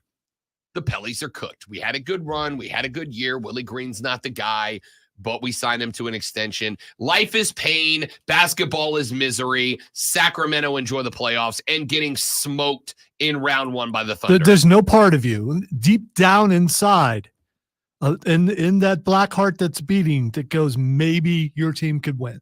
I have literally already bet Sacramento to cover the 1.5. That doesn't mean there's still not a part of you that believes. As nothing in you believes in your team to win tonight. As May the Barkeep from Ted Lasso said, it's the hope that kills you.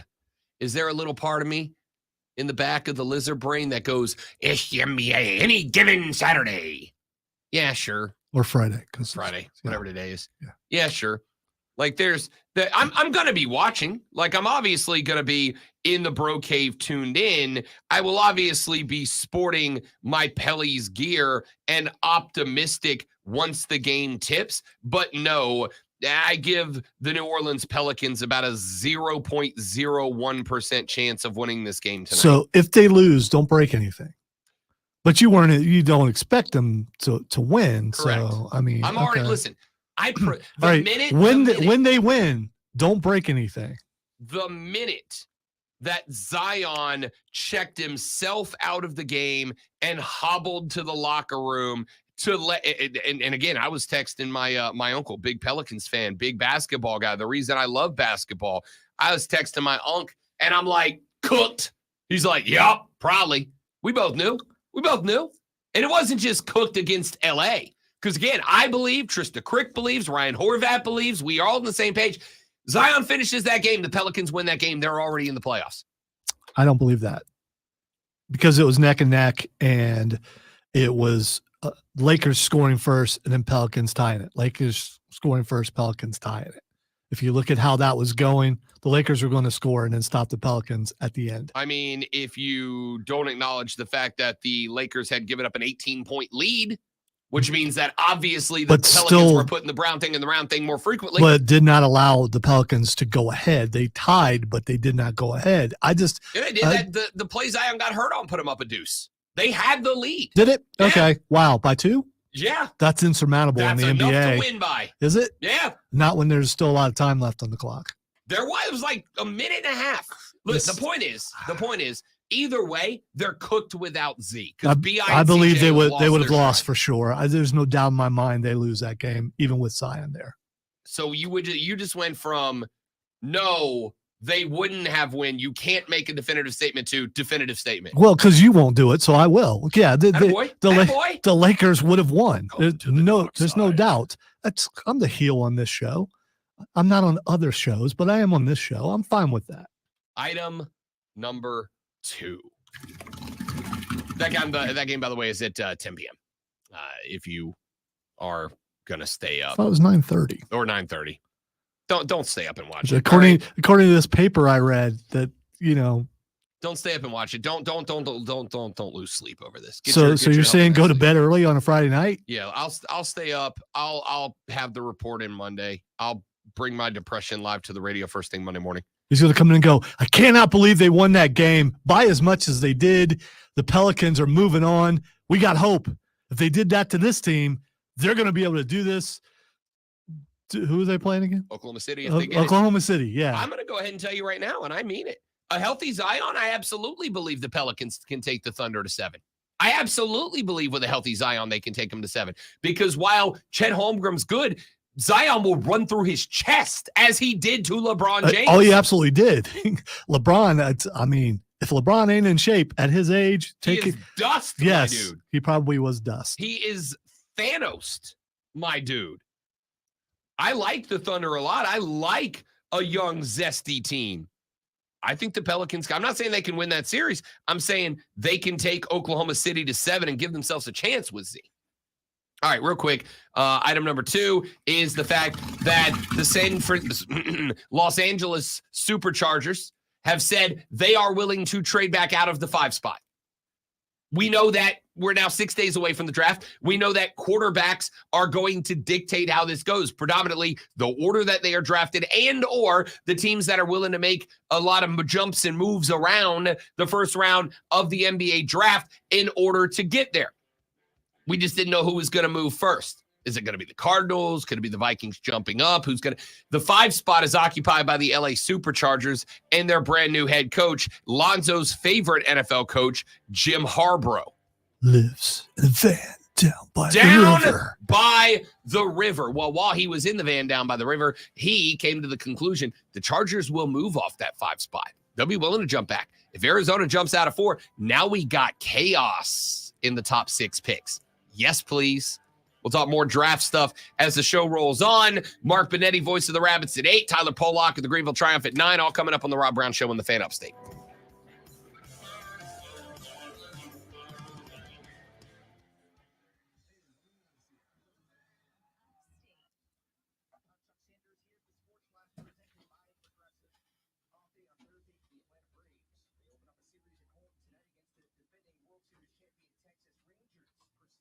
All right, guys, give me 30 seconds.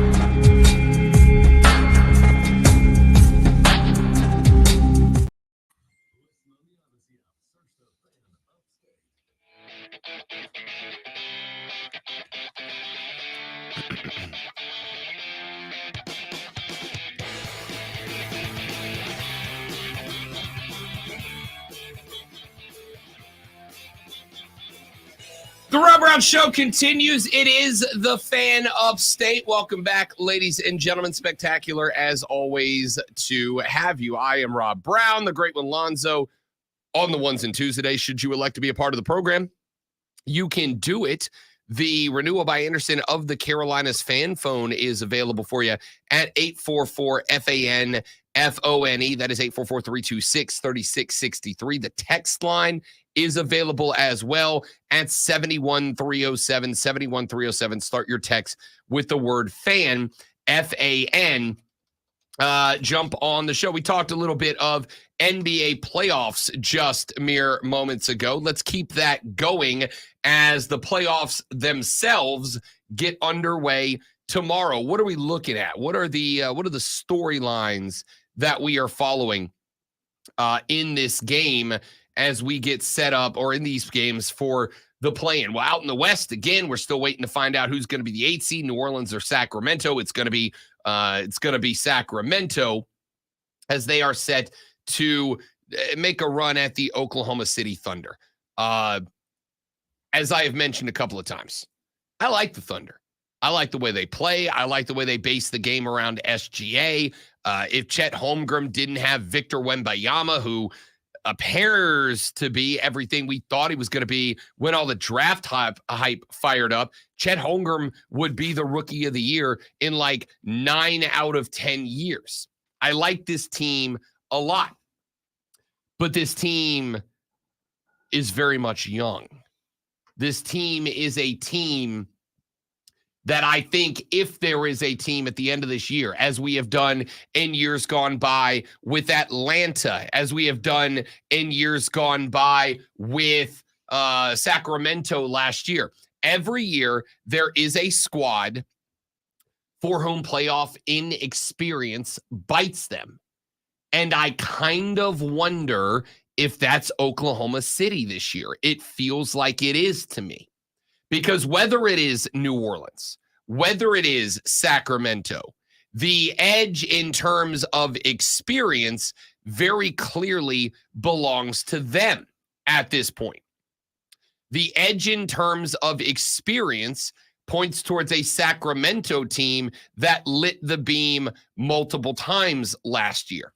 The edge belongs to a Pelicans team that has been in these play-in spots multiple times in years gone by. They know, I think, how to win in a spot like this. I don't know that the Oklahoma City Thunder do, and that is my primary and biggest concern in this spot. Does the youth, does the inexperience come into play for either one of these two teams? For me, if there is one that it does, it is going to be the Oklahoma City Thunder. I like this team. I just think that they are going to get beat. Denver and the Lake Show. I have said a couple of times, I think LA's got a chance to make this interesting. Denver's the better team. As we have pointed out time and time again, Denver is a team that I think has been playing with their food more than they haven't pretty much throughout this entire season. I think Nikola Jokic, Jamal Murray, I think this team is dramatically better than they have shown. I have wondered when it is that they are going to hit the afterburner this year. So far, they haven't. And they frankly, let's be clear, they have not had to, if we're being honest. They at no point really ever felt like they were threatened. No, they didn't get the 1 seed. Yes, Oklahoma City did. I don't know if Denver cared. A team takes on the personality of its leader. It takes on the biggest personality of its most successful player. Mike in the Bulls, Kobe in the Lakers, pick any of the Giannis in the Bucks. A team takes on the personality of its superstar. Lonzo, in a sentence or two, describe Nikola Jokic to me, please. Like if I asked you for just a handful of adjectives to describe Jokic, what would you utilize? He's a family man who believes that at home matters more than work. You work so you can play, and he loves horses. And he loves horses. And America too. That's Tom Petty. He's also like one of the best basketball players on the planet. Yes, he is. It does help quite a bit when you are, that. I love this cat. I love this cat. He is probably my favorite active player right now. I don't know how he wouldn't be. The dude is just an easy fan favorite. I'm a big fan. I think the team has, to some degree, adopted the personality of Nikola Jokic. Do they take it seriously? Yeah, of course they do. Of course they do. But I think they have eyes on a championship before they have eyes on anything else. I think they are more concerned with getting another trophy than they are anything else. And because of that, I don't think that they have been going full tilt throughout the course of the season. However, as Zach just said on the stream just mere minutes ago, when you have LeBron and you have Anthony Davis, you also have a chance. I could not agree with you more. And I don't think that you need anything more than a chance. I still think They Denver's also, a better team. I was going to say, they also have other pieces that could definitely help out if they step up. They do. They have D'Lo. They have Austin Reeves. How dangerous is Austin Reeves when you can only throw your third or fourth best defender at him, right? He's not the greatest basketball player in the game, but he is very dangerous as a scrappy little dude when you put your fourth best defender on him if you're playing a man. Now, the Nuggets are one of the few NBA teams that can play a successful zone defense. And I think you'll see a lot of that out of Denver against the LA Lakers. The problem with the zone is that a zone usually creates a world in which the other team's number one superstar can have their best game. That's LeBron or D'Lo, depending on who's hot that night, but it's LeBron. But what it does do is say, you got to do this by yourself, bro. Now, as we have talked about, playoff LeBron is a different breed of cat. Playoff LeBron is not a joke. Playoff LeBron is very good.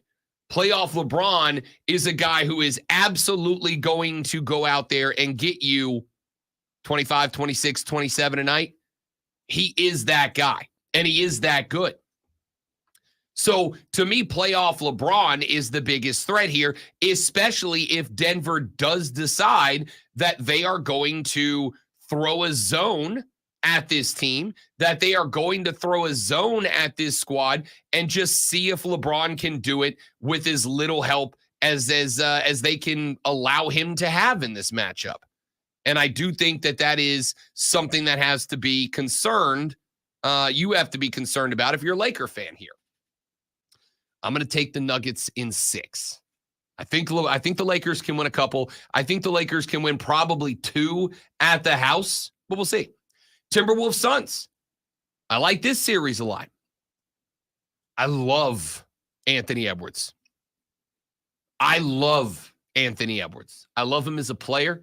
I love him as a student of the game. Anthony Edwards is a guy that can adapt his game at any given moment, and Karl Anthony Towns plays off of that. Now, you guys have heard me for the last 2 years now talk about a guy that I think deserves to be mentioned amongst the best in the league, and very rarely is. That's Devin Booker of the Phoenix Suns. D Book's a high caliber player. I think there's a couple of things that are going bad for Devin Booker. I think one of them is that even when Kevin Durant is on an off night, they still try to run the ball through him. I don't think that, to me at least, I don't think the Phoenix treats Devin Booker like a bona fide superstar. Wait. Kevin Durant still plays basketball. Very well, as a matter of fact. Are you serious? I am very serious. I did not know that. You rarely hear his name anymore. Kevin Durant is still playing basketball to the tune of 27 points, 6.6 rebounds, and 5 assists per game. By the way, outside of Draymond, have you noticed, great one, whether we're talking about Kyrie or Kevin Durant or James Harden or anybody else, have you noticed that the back half of this year, at least, the usual suspects of guys that we make fun of on the show for being drama queens, head cases, whatever you want to call them, have you noticed they've almost all been very quiet the back half of the season? It is weird. Isn't it? And it's not just a matter of them being ignored to the point where maybe they're still doing stuff that people just start talking about. They're just quiet. Yeah. Kyrie has shut up about the earth being flat. James Harden is just super quiet. Maybe KD just got better at hiding the burners. I mean, maybe, but I'm not even seeing like the quote tweets of the jokes, how every time anybody supports KD on Twitter, a million quote tweets about how I found KD's burner. You got another one. Didn't even see that right now. So the Phoenix Suns are kind of interesting to me But I just think this is, we talked about earlier. We talked about how I think playoff inexperience is going to be the doom of the Oklahoma City Thunder. I'm looking at the Suns here going up against the T-Wolves, and I'm thinking the T-Wolves are kind of the opposite here. Not a ton of playoff experience on this team, at least not compared to Durant and D-Book and the rest of these cats. But what I am going to say is I think the Timberwolves, they just out-athlete Phoenix. I think they just Rudy Gobert in the middle, locking down the rim. Ant-Man and Cat on the outside, scoring from anywhere they need to. I think Phoenix is just outclassed in this series. Clippers Mavs in the 4-5 game. Honestly, this might be the most competitive first round series in the West. If there is a 7-game series, if there's a full-length series in the West, it's the Clippers and the Mavs. On one hand, you've got Luka, who is, we've pointed out, is a triple-double threat every single night out. On the flip side, we mentioned him a minute ago, James Harden seems to have his head in the game. You do have a problem. It looks like Kawhi Leonard's going to miss some time. Kawhi Leonard is a guy that you need. He is questionable for game 1. I am hearing that it is trending most likely towards him not being there. If he's not, a guy that Charlotte fans are very familiar with, PJ Tucker, will likely slide into the starting power forward role. Did Mario throw a jinx on Kawhi? Dude, it's just Kawhi.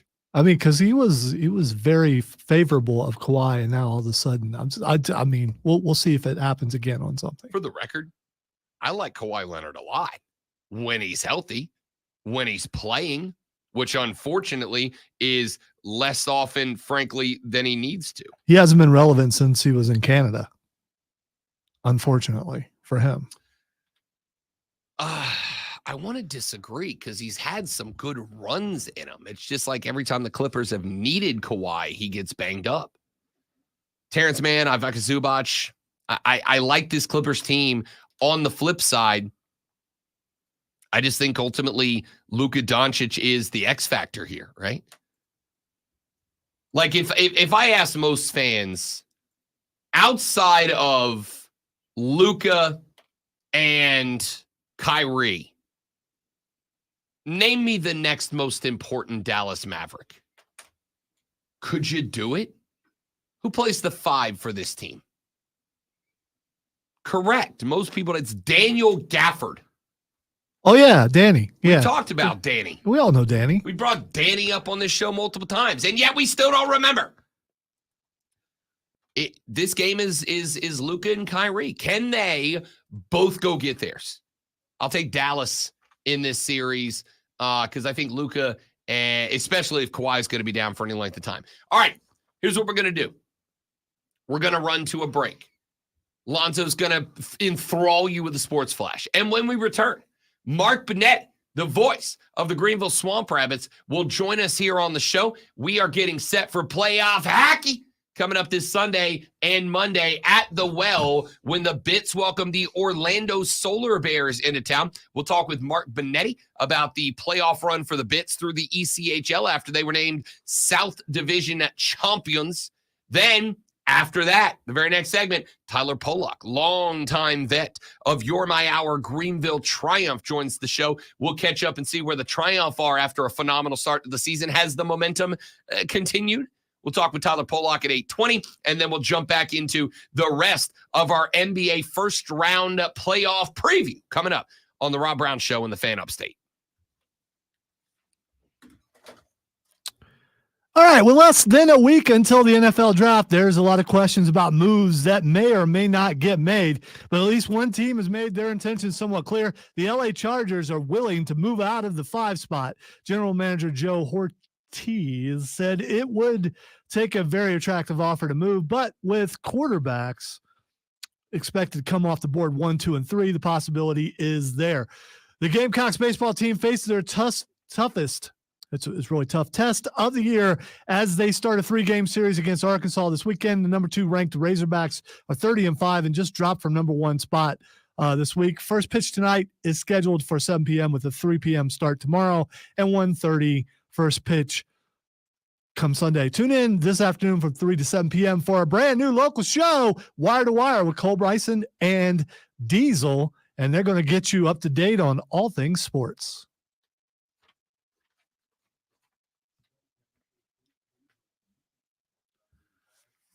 Just can't find it today.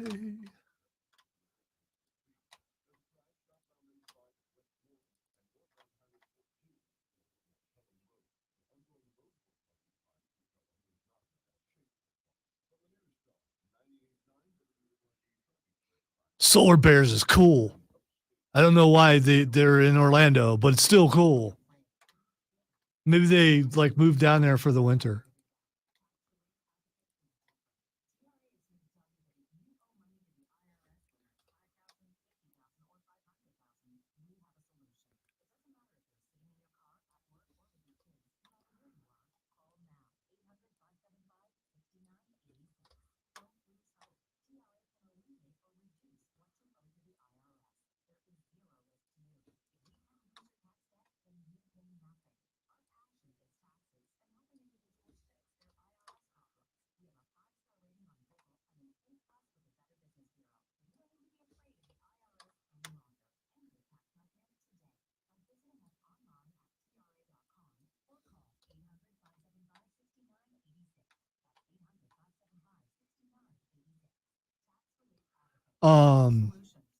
I still haven't found what I'm looking for, Shane.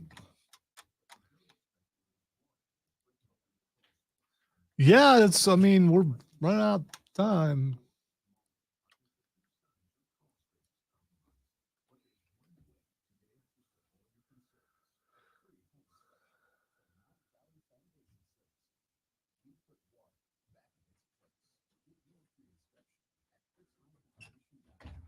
All right, guys, we're going to step away for just a minute while we get Mark Benetti lined up.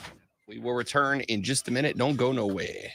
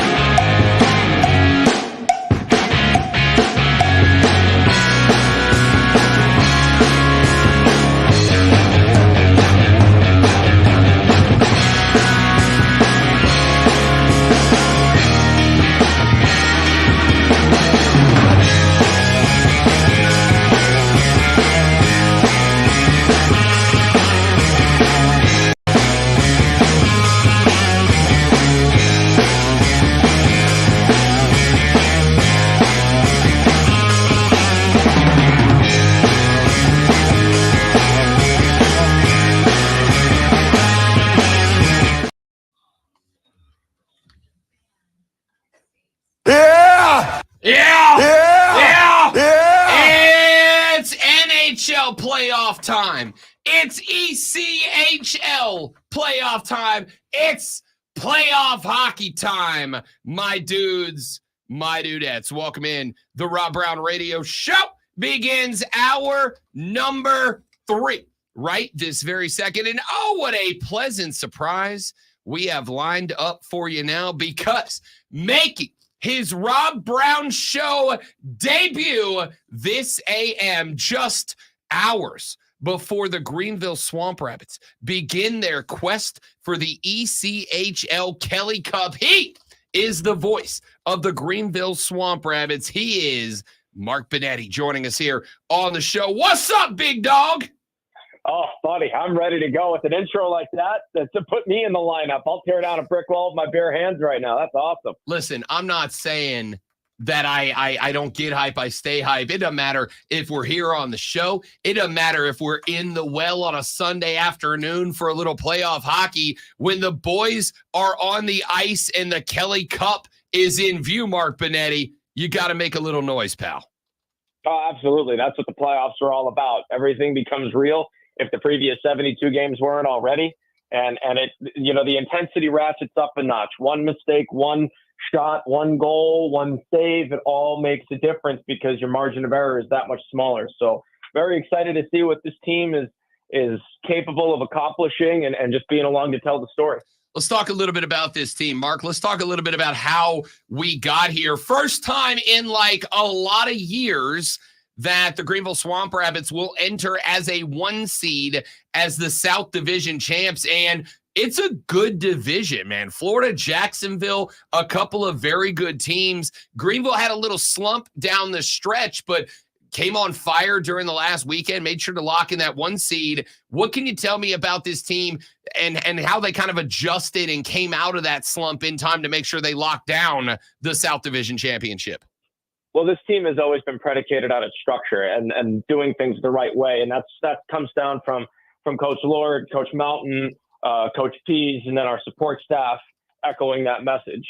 It's a team that they play well 5-on-5.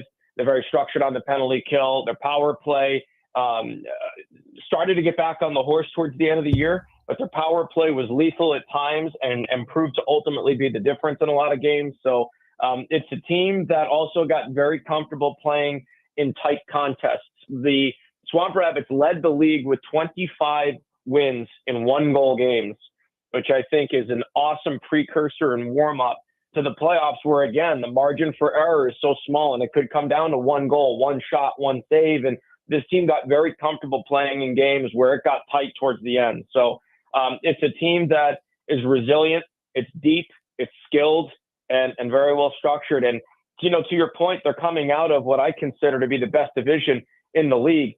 Rob, the South Carolina Stingrays had 39 wins this year. They had 5 wins less than the Swamp Rabbits. They're sitting on a couch at home. They didn't make the bracket. So if that tells you anything about this division, how deep it was, how skilled it was, I mean, whoever comes out of this division has a chance to really make some serious noise. And this first round against Orlando is going to be very special. Mark Benetti, voice of the Greenville Swamp Rabbits, here on the Rob Brown Show, and the fan ups that you mentioned. Lordo there. I've had the chance, obviously, the last couple of years to work with Lordo and talk about a not just the character, because, I mean, the dude loves coaching, loves this team, loves having a good time. And you mentioned it in the press conference the other day, a dude that has everything drilled down, the procedures, the order of operations, everything. And it led to him being named the ECHL Coach of the Year this year. Talk to me a little bit about Lordo. Talk to me a little bit about who he is as a coach and why he has been so important to what the Rabbits have become. He is a detail-oriented man. He's a very intense man, especially when it comes to the game of hockey. Very rarely have I seen somebody take the game more seriously than he does. And his success on the ice shows it. His dedication to getting players out in the community off the ice is showcased even further there. He's a guy that gets it from the ultimate leader standpoint. I think when you look at the course of his hockey career, when he played in the ECHL, when he played in Cardiff, he was a captain with Wheeling, so he knows what it takes to lead a locker room as a player. He was the modern day Reggie Dunlop, if you will, because when he was in Cardiff, he was a player coach at one point and had to hold a whiteboard when he was on the bench and then take a draw 2 seconds later. He's somebody that when he became a head coach, he found a way to effectively lead men, and it led to 221 wins in Europe over 6 years. And then he came here and he has 155 wins in 4 seasons. And as you had mentioned, the John Brophy CHL Coach of the Year. He's somebody that when it comes to structure, he doesn't just say that as a buzzword. He sets everything up to a structure. And it's not just on the ice. It's a procedure of how you rest, how you recuperate, how you consume information, how you apply that information in practice, in games, all these different things. And so couldn't be more proud to work with a gentleman of his caliber. It's been a privilege since even meeting him day one in this building 4 years ago. I was visiting from Rapid City in Charlotte and got to come down and pop in and see the Greenville staff and see him his first day, boots on the ground. And from that moment on, it's been an absolute privilege to know him and get to work with him. And I can't wait to see what else he accomplishes this year. Mark Benetti, voice of the Greenville Swamp Rabbits, here on the Rob Brown Show with us this year. Mark, you know, anybody who's paid attention to hockey for any length of time are going to tell you that in the playoffs, you win and lose on goaltending. I mean, you got to put the puck in the net, but you win and lose based on goaltending. A couple of goalies that have rotated in and out this year between Luke Richardson, Jacob Ingham, and Ryan Bednard. I have enjoyed getting the chance to watch all three play. Can you talk to me a little bit about the goaltending group and what each of them brings individually and what you expect them to bring in the playoffs? Well, they bring depth. That's the biggest thing. You know, you can't get by with enough goaltending here. And everybody brings a similar intensity to the position because of how they carry themselves as a professional. I think the biggest thing with goaltending is the biggest cliche in sports. You can't get too high. You can't get too low. You've got to, ride the momentum, even keel. And you see that with these goaltenders. Starting off with Jacob Ingham, this is somebody who over the last 2 years has dealt with hell on earth, and he has dealt with adversity. He was out pretty much all of last year dealing with an injury and things of that nature. The guy battled back to almost 20 wins this season with the Swamp Rabbits, 20 overall when you include 17 with the Swamp Rabbits, 3 with the Ontario Reign in the AHL, and he earned a National Hockey League contract. That doesn't just come because you're in the right place at the right time. That comes because of the effort that you put in, the dedication to your craft that you put in to come back from adversity, to come back from a tough situation and find excellence and success on the ice. When you look at Ryan Bednard, somebody who came red hot out of the gate, he won his first 7 games of the year, then a little bit snake bitten, got right back on the horse, rightfully earned an all-star nod to backstop the ECHL All-Stars against the Savannah Ghost Pirates this year in the All-Star Classic. Somebody who buys into what the culture of Greenville is, the culture of what Andrew Lord has set forth. 5 years as a pro, 4 years in Greenville, and he continues to want to come back here. I think that says a lot to his acumen, both as a hockey player and somebody who gets what being in the right place can mean for your position in net. And then Luke Richardson, somebody who, as we announced at the playoff kickoff party the other night at Harley-Davidson in Greenville, someone who was, because of our goaltending depth, relegated to a third goaltending position, and someone who in a year plus with the Swamp Rabbits, Rob, has only lost 1 game in regulation. He's 9-1-1 in 14 games. And when number 31's been called upon, whether he's played 20 games in a row, whether he hasn't played in a month and a half because of injury or having to back up Ryan or Jacob, he's come in and he's shut the door and done well. You got to remember, too, I believe you were there for it. I don't see why you wouldn't have been there for it, but he was the backstopper when the Swamp Rabbits clinched the South Division title. 35 saves on 36 shots, and it was his first game played since February 17th. So the guys are intense. They're dialed. They're locked in. They bring just about anything you could think of to the goaltending position, whether it's respect to size, athleticism, or how they go about their craft. We're talking to Mark Benetti, the voice of the Greenville Swamp Rabbits. They get their playoffs underway on Sunday just after 3 o'clock in the afternoon at the Bon Secours Wellness Arena against the Orlando Solar Bears. I want to look at the Solar Bears and what this first round series matchup looks like, Mark. But before we get there, from your perspective, I think the biggest challenge that a guy like Andrew Lord, somebody coaching at this level, has to deal with is the constant turnover on the roster. I'm not just talking year to year. I'm talking frequently game to game. You got stretches where you got a guy like Nikita Pavlicek, and then he gets called up to Ontario. You've got guys that are up and down all season long. How does a team like Greenville develop chemistry to not just win the division, but to have success in the Kelly Cup playoffs when that roster change has been so much? And for fans that will be at the Well for games 1 and 2 Sunday, Monday, and then hopefully on a deep playoff run for Greenville this year, can you talk to me about some of the guys you expect we may see that maybe we didn't see for stretches of the season that'll be involved? So with respect to building chemistry, I think that comes to, again, the structure of how Coach Lord sets things up. And I think it all starts in practice. Another cliche, but it's the absolute truth with this team. It starts in practice. You know, you've got to be ready to go at a moment's notice in sports. When your number's called, you've got to get up and ready to go. That starts in practice. If you're not dialed in practice, if you're not creating a chemistry in practice to the point where if your number's called in a game, you have to play and really show up for it, things aren't going to go your way. Things aren't going to go the team's way. So I think there's a foundation set with the identity of this team that when you do put that practice jersey on, you know you have just as good a chance as anybody else in the lineup to get in at any night, and then that's your time to shine. And so I think that's how you build that chemistry, especially in the revolving door that is minor professional hockey, where you are playing musical chairs. You get called up, you get set down. There are trades, there are all these different things. And again, it really just comes down to how much you want to be a pro, how much you carry yourself as a pro, and that builds that chemistry over time.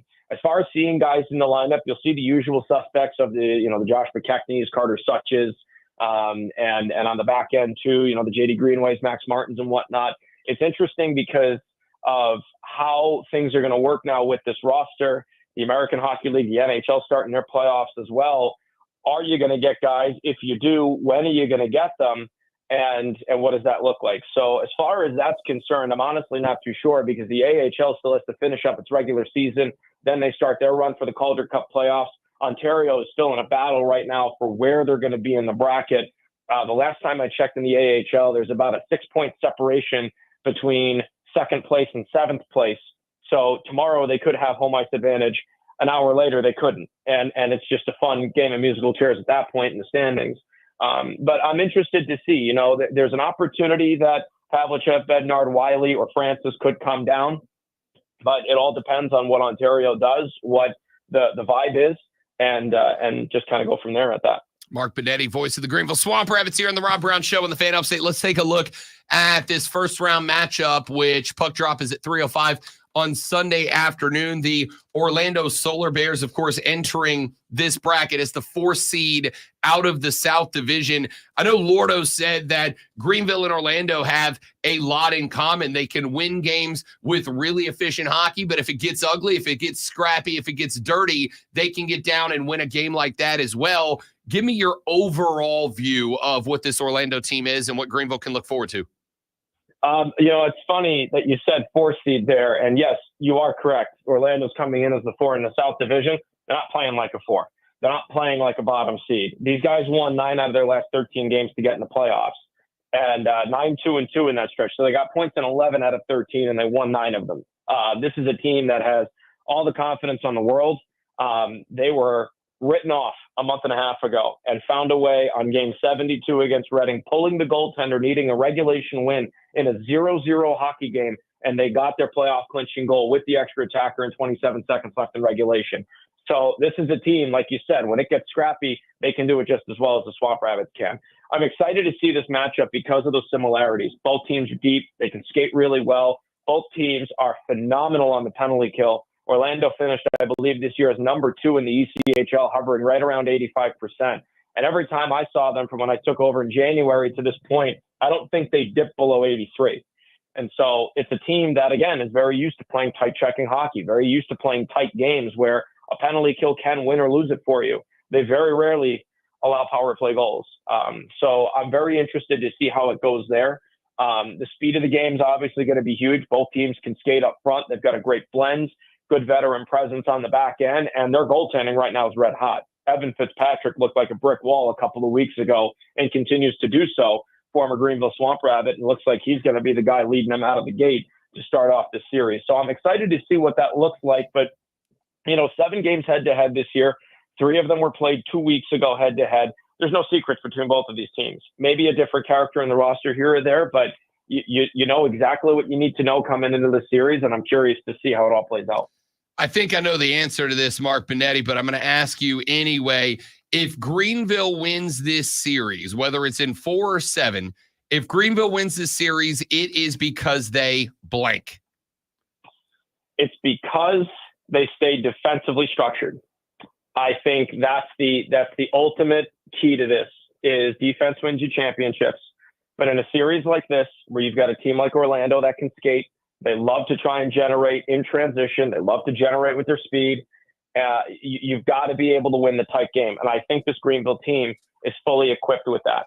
Again, 25, 3, 4, and 1 in 1-goal games this year. The team had 44 wins. Over half of them came when it was that much of a nail biter. You want to go even further out, 2-goal games, because those can get pretty dicey too. The Swamp Rabbits only had 10 of those, and they won 6 of them. So 31 of their 44 wins came within 2 goals or less. As narrow as the game can get.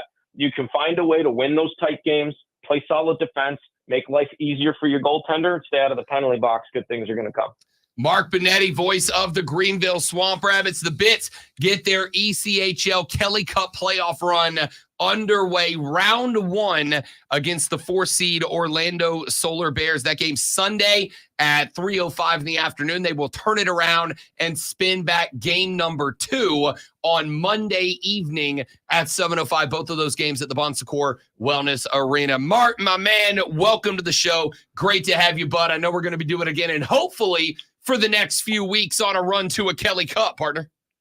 Your mouth to God's ears, my man. Thank you so much for the time. You got it. Mark Benetti, voice of the Greenville Swamp Rabbits. When we come back, a long-time vet. Those of you that have come out, whether it was to Legacy Early College in years gone by, Paladin Stadium the last couple, you have seen this beautiful bald head running around the pitch. Tyler Pollock, longtime vet of the Greenville Triumph, joins us next on the Rob Brown Show in the Fan Upstate.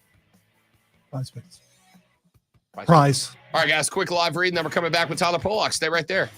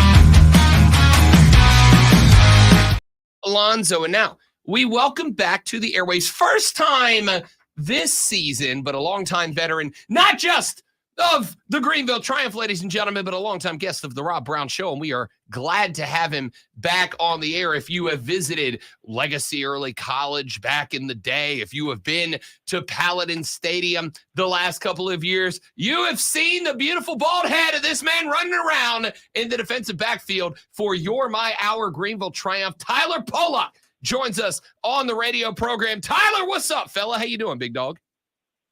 I'm good. How are you? Thank you for having me. Yeah, man. Always a pleasure, bud. First off, congratulations on a hell of a start to the season for you and the fellas, man. Good jump out of the gate in the Rick Wright era. Yeah, it feels good. Obviously, a couple losses right now, but we're going to bounce back. We got a game on Sunday, so we're looking forward to another opportunity to like I said, bounce back. No doubt about it. And I want to start with the U.S. Open Cup because you guys made a lot of noise, I think, and certainly the fans think that just kind of a bad draw really through every round. A very, very good Louisville squad that you guys had to go on the road and stare down earlier this week. Talk to me a little bit about how important that Cup run was and kind of what the motivation was to go out there and perform, even if it didn't end necessarily the way we wanted it to. Yeah, I mean, I think it's a good experience for some of the younger guys to get some minutes in that kind of tournament, in that kind of environment, in that stadium. I thought it was a really good showing for everybody. I thought we played really well. Unfortunately, the result doesn't always follow that. But I thought we held our own. I think we kind of made a statement and let people know that we're still a very, very good team and just getting better as the season goes on. I mean, you guys obviously have been hanging out at the top of and around the USL 1 table all season long in the regular season. Again, out to a great start. How important was it for you guys as right now a 4-way tie at the top of the table between Richmond, Tormenta, Chattanooga? How important was it for you guys to get out to a hot start under Rick Wright? Yeah, I mean, I think despite any coach, we obviously wanted to make Rick happy, and the fans too.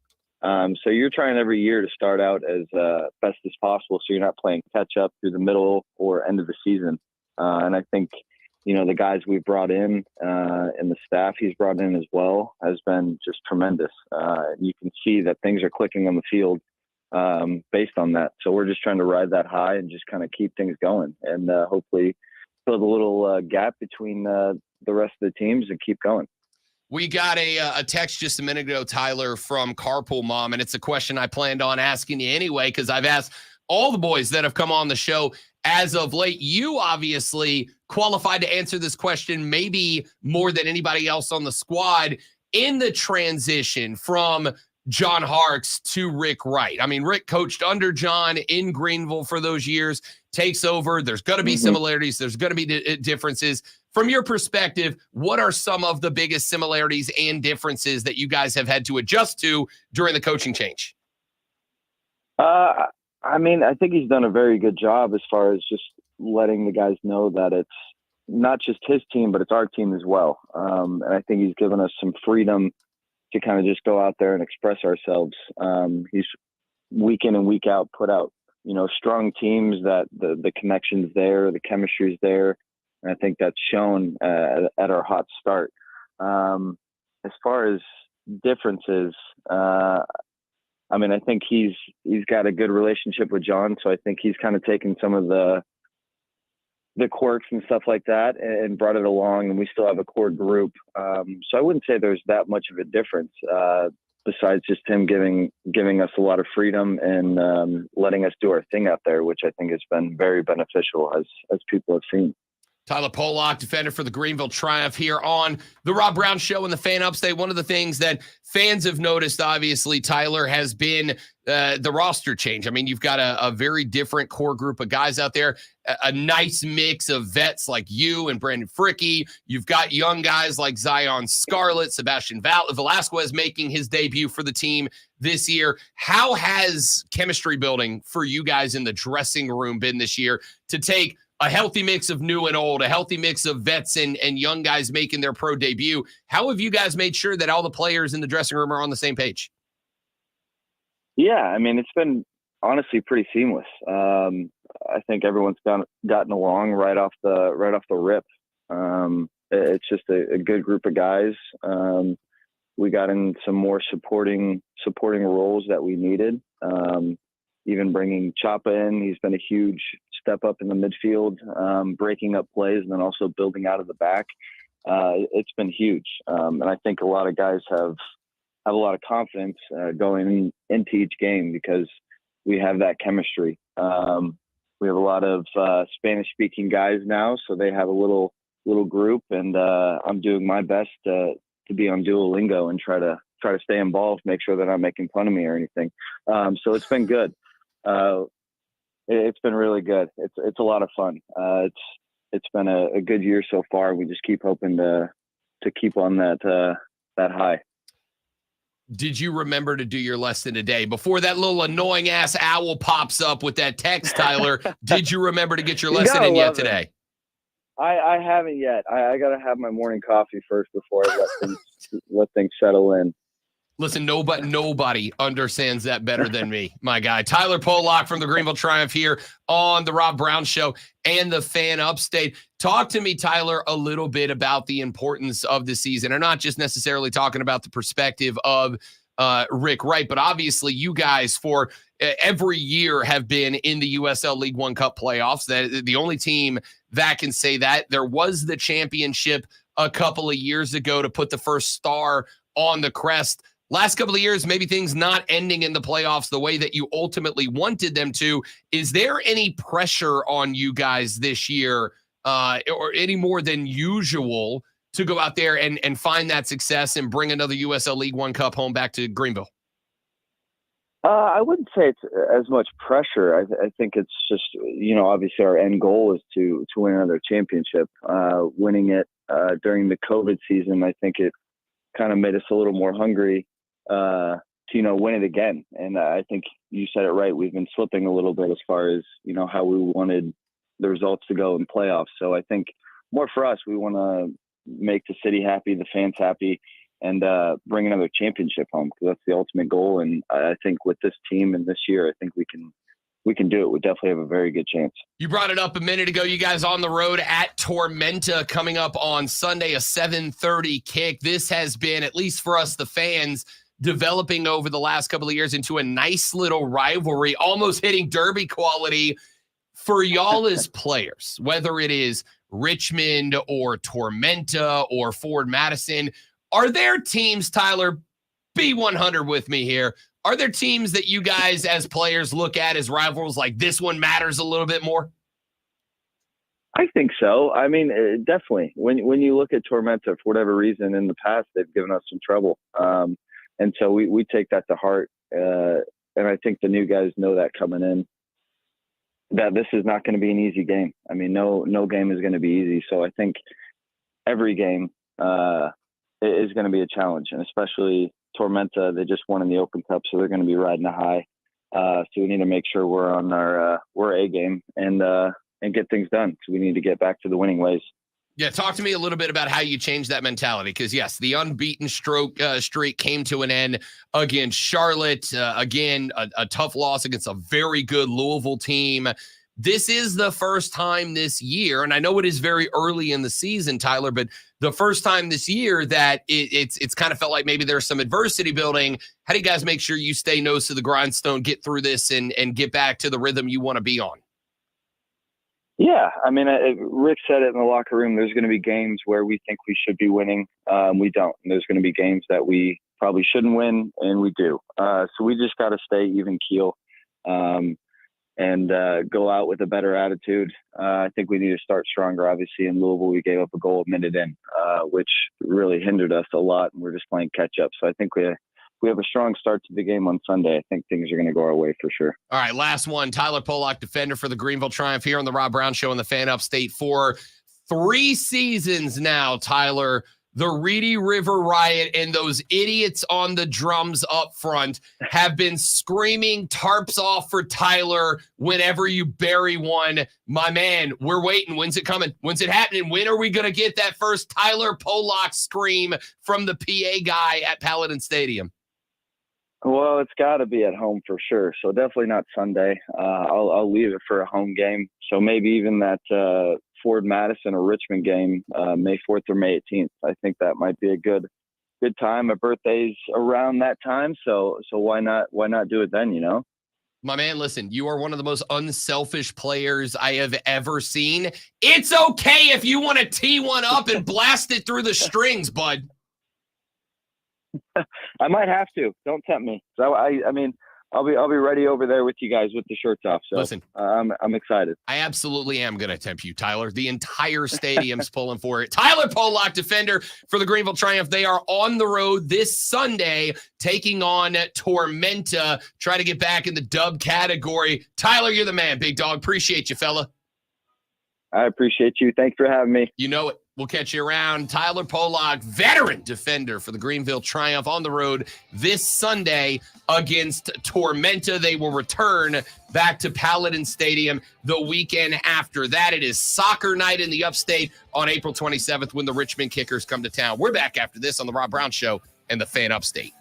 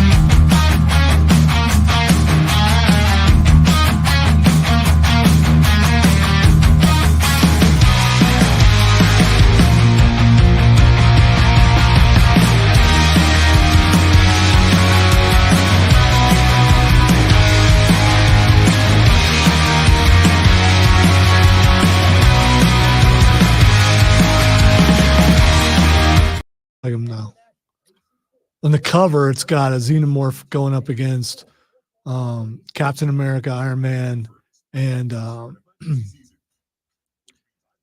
what's her name? Wow. Oh, what's her name? Captain Marvel? Miss Marvel. Yeah. Not Miss Marvel. Miss Marvel. I just looked it up. That's a dope cover. Yeah. Yeah. Looks wicked. Well, DC just did, and I bought the first couple and then forgot to buy any more. The Justice League versus Kong versus Godzilla. So I just Google searched it, and there's a bunch of other art from it, including Black Panther versus an alien versus a Xenomorph.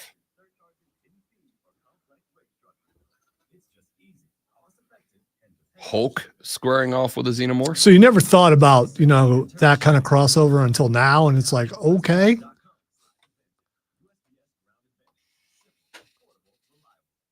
Skrilla Wilkes, welcome in, big dog. Shane, good to have you. With that acid that drips out of the Xenomorph's mouth, would that hurt the Hulk?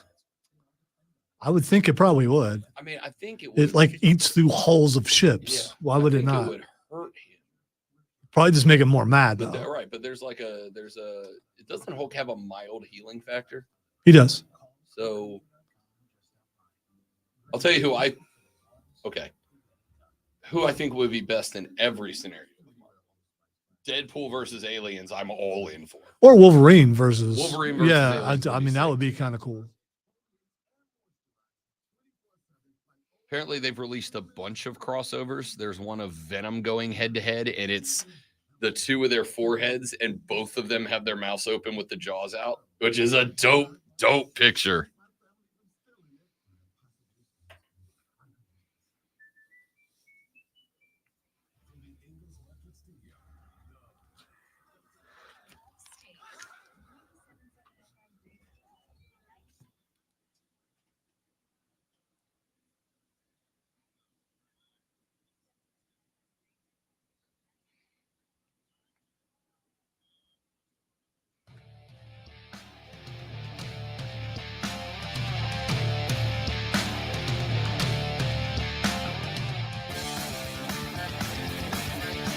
I've said it before.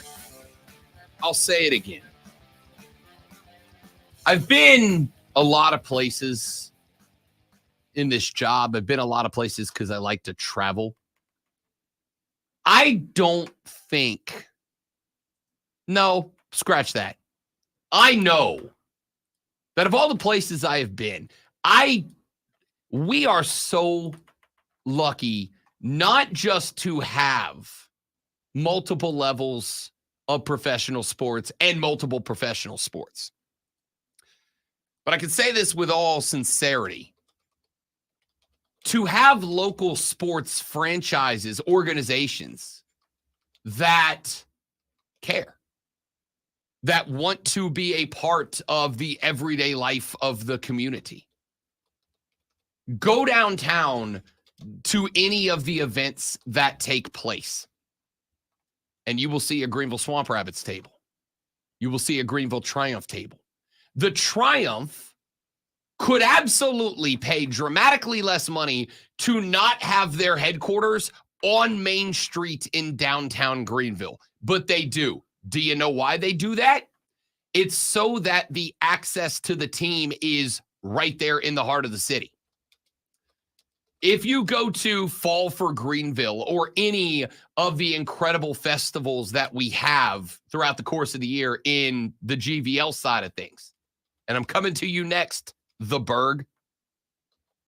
If you go to any of those festivals, I know this for a fact because I do, you will see the Swamp Rabbits there. You will see Stomper there. You will see them out there handing out swag and handing out merch and giving away tickets and whatnot.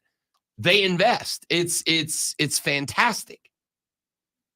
We got an email and a press release earlier this week from the new Spartanburg baseball team. And they said that they are going to be unveiling the name and the logo of the team coming up on May 11th.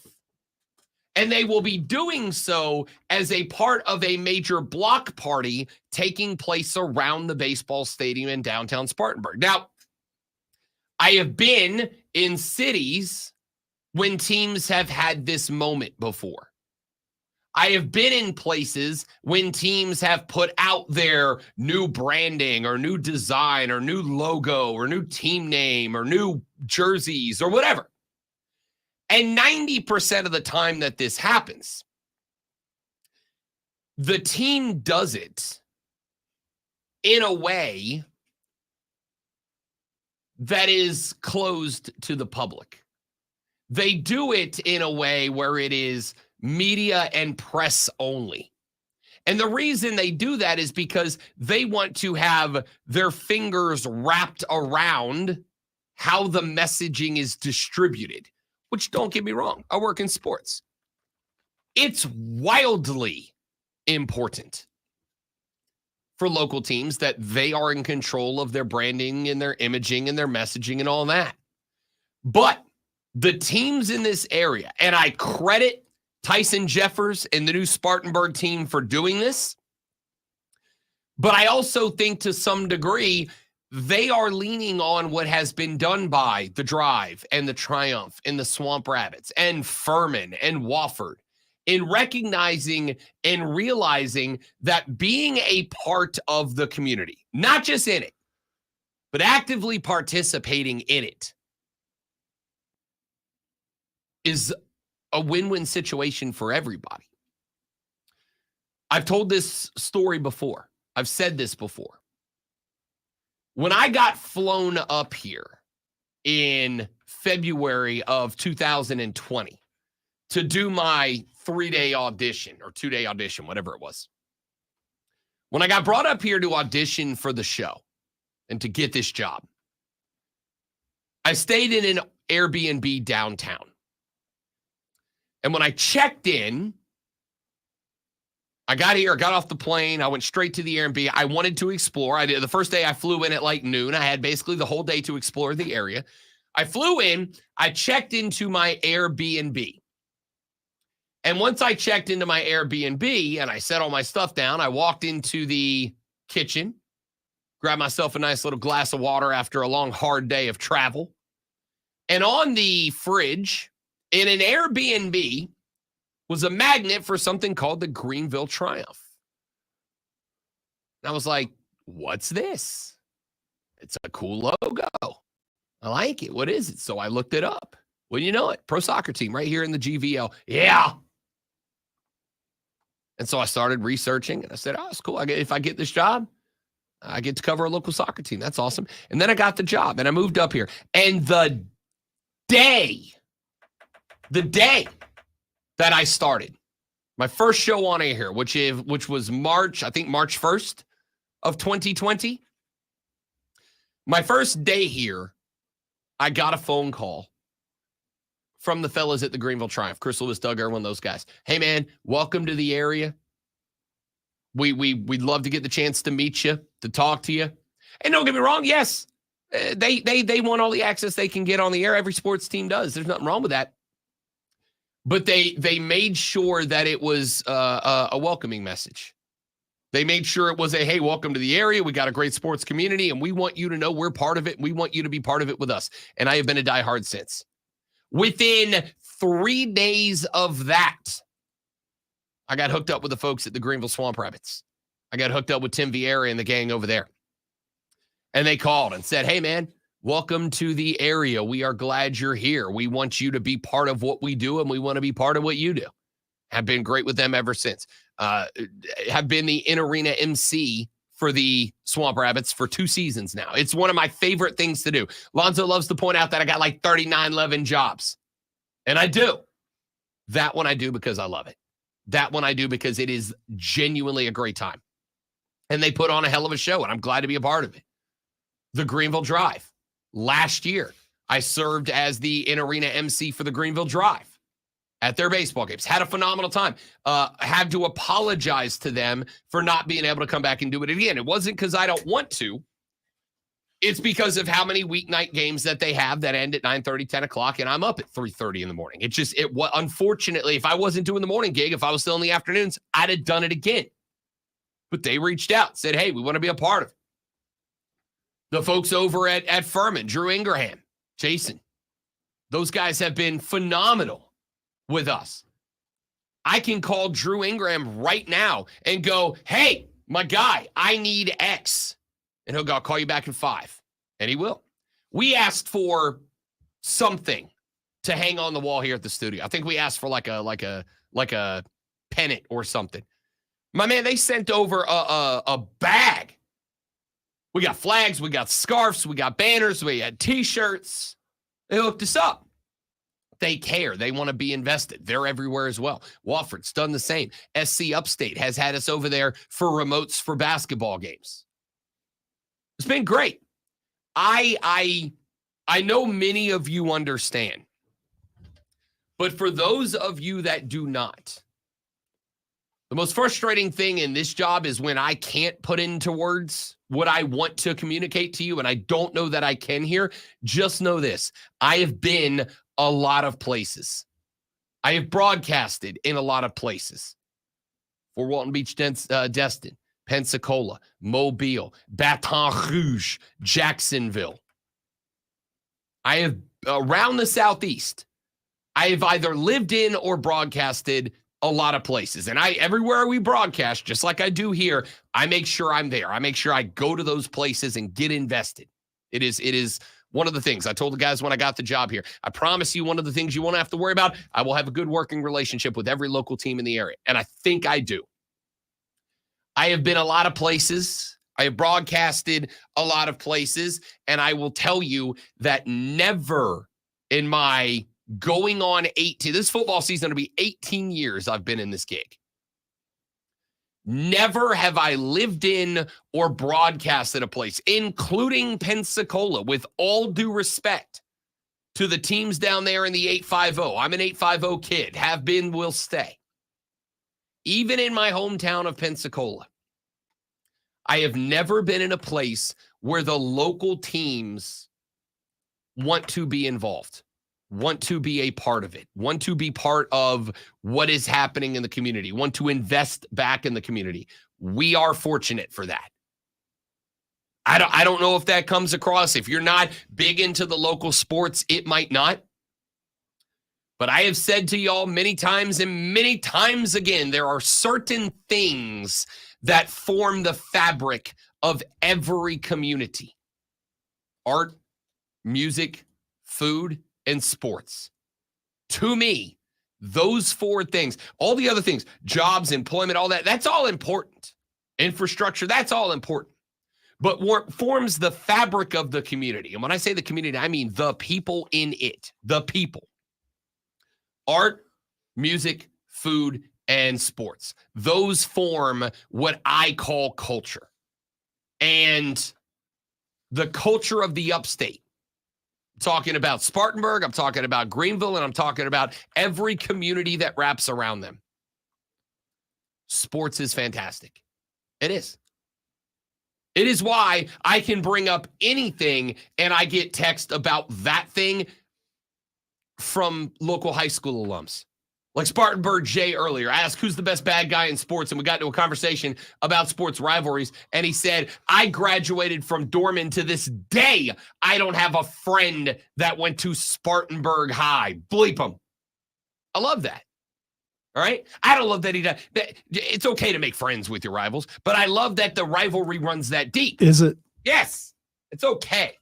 It doesn't mean you don't talk unending amounts of to them. As long as by friendship, you mean friend of me and know that there's always going to be a little something underneath. There's that. always going to be a little something in our conversations, for sure.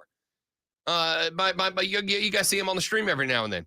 My boy Brandon, one of my favorite people in life from back down in Florida. Love this kid like a brother. He's a Falcons fan. If you don't think that a majority of our conversations don't begin and or end with, hey, bud, I gotta go. I just want you to remember there's like somewhere between 28 and 3 reasons that I love you, dog. Like, it's never going to stop. But that is part of, to me, what has made this place so incredible since I moved here. It is the fact that the organizations, the sports community that it revolves around cares. They care. They want to invest. They want to be invested. They want to invest in the community. They want the community to invest in them. And when they do, it's spectacular. We as a community are fortunate for that, and I mean it. I also mean it when I tell you that there is no one in America that delivers a better sports flash than the great one. Wow, your standards are low.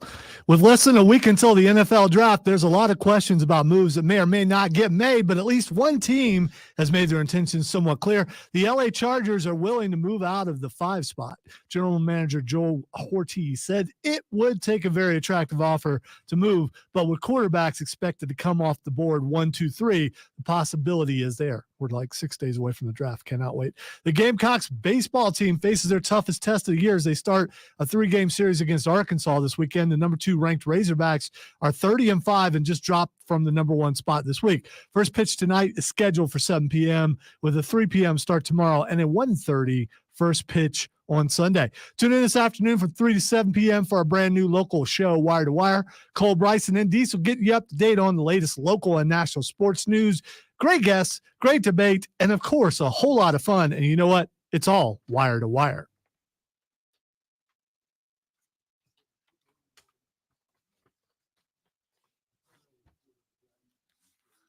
The Jam Cam. I'm Bill Brooks.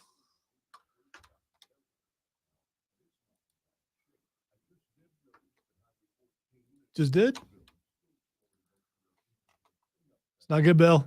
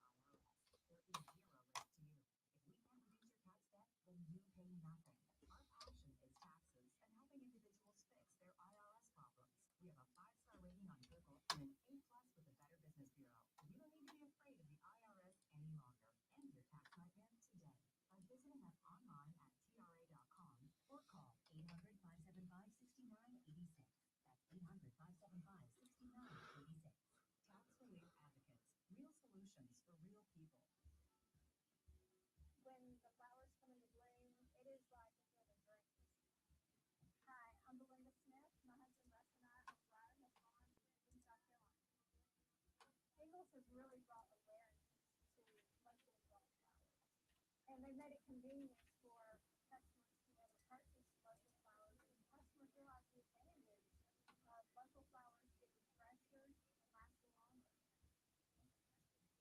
For the ones who work hard to ensure their crew can always go the extra mile, and the ones who get in early, so everyone can go home on time. There's Grainger, offering professional-grade supplies backed by product experts, so you can quickly and easily find what you need. Plus, you can count on access to a committed team ready to go the extra mile for you. Call, click Grainger.com, or just stop by. Grainger, for the ones who get it done. Look around. You can find cars like these on AutoTech, like that car right in your tail. Or if you're tailgating right now, all those cars doubling as kitchens and living rooms are on AutoTech too. Da-da-da. Da-da-da.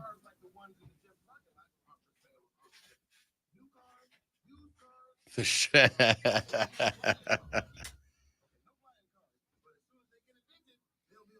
Do you talk smack to your daughter?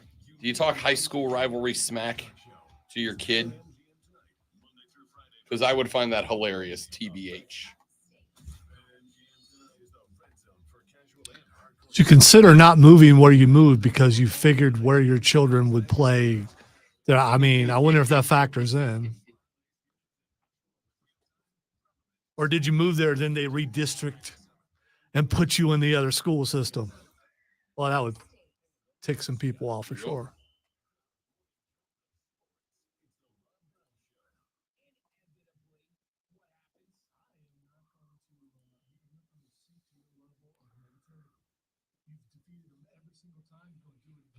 I will wade through the ocean of negativity on my own. I will brave the treacherous waters of pessimism like the captain that I am. These are seas that you've sailed many times, so this is like it's unfamiliar water. Sailed them. I live on them. They are me. I am them. Oh, There's this storyline. The Pelicans have beat the Kings every time they play. Until the playoffs, it's inevitable. Son of a biscuit eater. Don't hit snooze. The Rob Brown Show, now morning 6 to 10 on The Fan. The Fan Upstate. Still not sold on it, but there it is. I love it.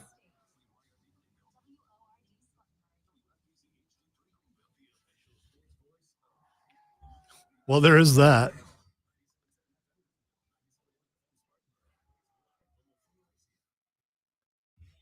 Do you go, yeah, but it's my house. Do you do that? I mean, you know.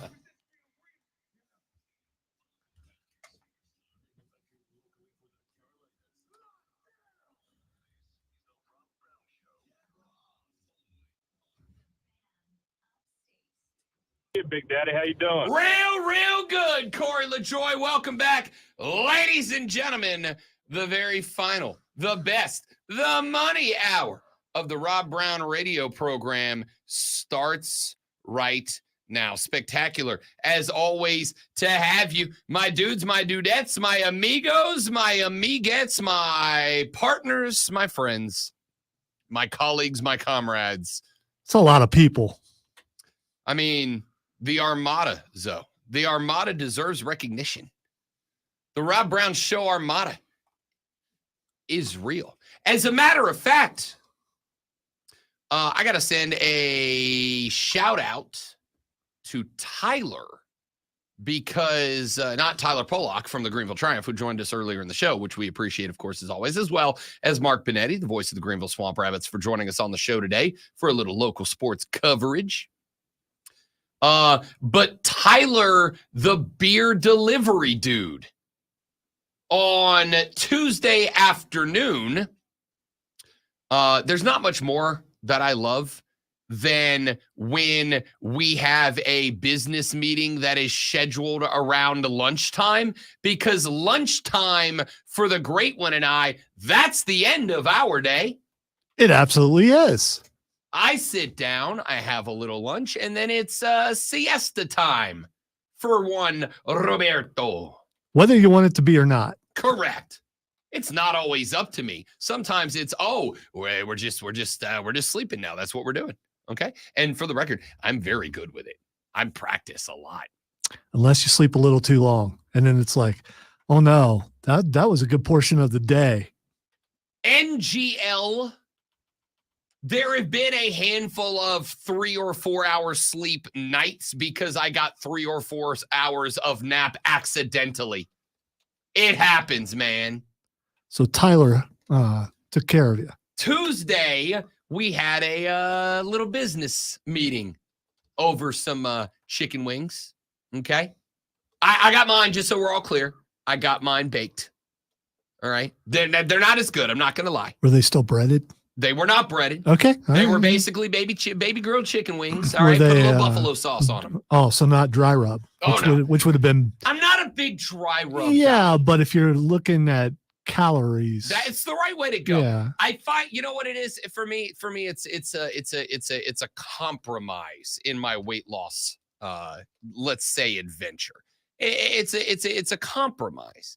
It is a compromise in understanding that it's not going to be exactly the way I want it to be, but I'm also I like food a lot. All right. I just like food a lot. So I will go with some grilled wings or some baked wings, and I will in return go with a little good barbecue sauce on the top. I found a pretty good sugar-free barbecue sauce, if that makes it any better at all, you know. And that's my trade-off. That's my trade-off for eating what. Okay, anyway, point is, I sat down. I had some pretty good wings. I had some pretty good wings that were, again, not exactly the way I wanted them, but about as good as you can do in that situation. And I enjoyed them. It's fine. And as I was wrapping up, because Rob Brown had worn his customized Greenville Swamp Rabbits jersey to my lunch because I'm a professional. By the way, quick interruption, because it's what I do. Steven brought up a good point, and I am curious. Any Tyler from Spartanburg, do you automatically think it's that Tyler? That Tyler from Spartanburg? And are you tempted to ask? I would be lying to tell you that the answer is no. And the answer is yes. I am frequently tempted. Are you the one that fixed Clemson football, Tyler from Spartanburg? Well, sort of fixed them. It helped them a lot. Are you the one that made him a little better, Tyler from Spartanburg? Anyway, I sat down. I had on the customized Rob Brown Greenville Swamp Rabbits jersey. And Tyler from Spartanburg, who is a beer delivery bro, rolled up and he's like, "Are you Rob Brown from the Rob Brown Show?" And I didn't even make fun of him for the fact that I was wearing a obviously sports jersey with obviously my name on it. Dude, how many jerseys do you own that don't have your name on it? Like 2. Do you think people think you're that guy? Hang on. I got a Chris Paul Hornets jersey from back in the day. So do you look at, Is that Chris Paul? Yeah. Looks just like him. That's the only point. I realize that you look a lot like Rob Brown. It doesn't mean you're him. I look just like him, if we're being honest. So anyway, he came up. He was very kind. He went out to his truck and brought me back, Zoe, a 6-pack of a local craft beer, which was phenomenal, by the way. Thank you very much. But he said, "Hey man, I just wanted to let you know, I listen every day. I'm in the Armada." And I went, "I know you're in the Armada because you just said it." That's spectacular. So shout out to Tyler, the beer guy, for not just recognizing, not just bringing up the fact that the Armada is real, but also giving me beer. Big fan. Way to go, Tyler. If you are that Tyler, let us know. And if you are that Tyler, because you're a celebrity. I did reach out to that Tyler. I would say if you are that Tyler, I got something for you. Yeah. I connected with that Tyler. He had done a couple of interviews. I'm like, "Hey, dude, do you want to do a local one?" And he goes, "All due respect, no." He's like, I've had enough. I was like, I bet. So the paycheck that Dabo gave you took care of that. Good for you, Tyler. Just because it's conspiracy doesn't mean it's not true. Texas said, "Instead of finding Waldo, we've got finding Tyler." Spartanburg J Texas Show said, "Tyler from the Berg was my inspiration for about 10 days this fall." Yeah, Dabo's too. He had an axe to grind with old Tyler from the Berg. They turned it around. You know what needs to happen this year? Tyler from the Berg needs to fire off that first angry phone call like fall camp. Like, get on the horn early, my guy. Okay, I'm just guessing that whoever the call screener may be for that particular program has already been told no Tylers. So if their name is Tyler, no. Get out of here. Yeah, no Tylers. You got to bring in Tyler. We have a no Tyler policy. A no Tyler policy. Hey, this is Tyler. No! Drop button. Lonzo running the dump button ASAP on that cat. All Tylers are welcome here. Even that one. Even Tyler from the Berg. All right. Let's get to some more stuff here on the radio broadcast. We were running through our National Basketball Association playoff preview. We have gone through the series in the West so far. Real quick, I just remembered a villain that I didn't mention earlier when we said sports villains. Spicy. Who you got? Steph Curry. Steph Curry's not a villain. Oh, without he's a not doubt. a villain. He's a Bond villain. You're the villain. only one who thinks he's a villain. No, I'm not. You are the only one who thinks I am not the only one. You're right. Some hardcore LeBron stands because Steph has the audacity to exist at the same time. How dare he? But not even most of the LeBron stands. I'm sorry. You were talking about playoffs. Playoffs? I don't know why I mentioned Steph Curry when you're talking about playoffs. Because you know what? He's not in them. Rude. Worth the entire thing. Speaking of the playoffs, segue back to where we were. Look at that. We're all professionals here. I am going with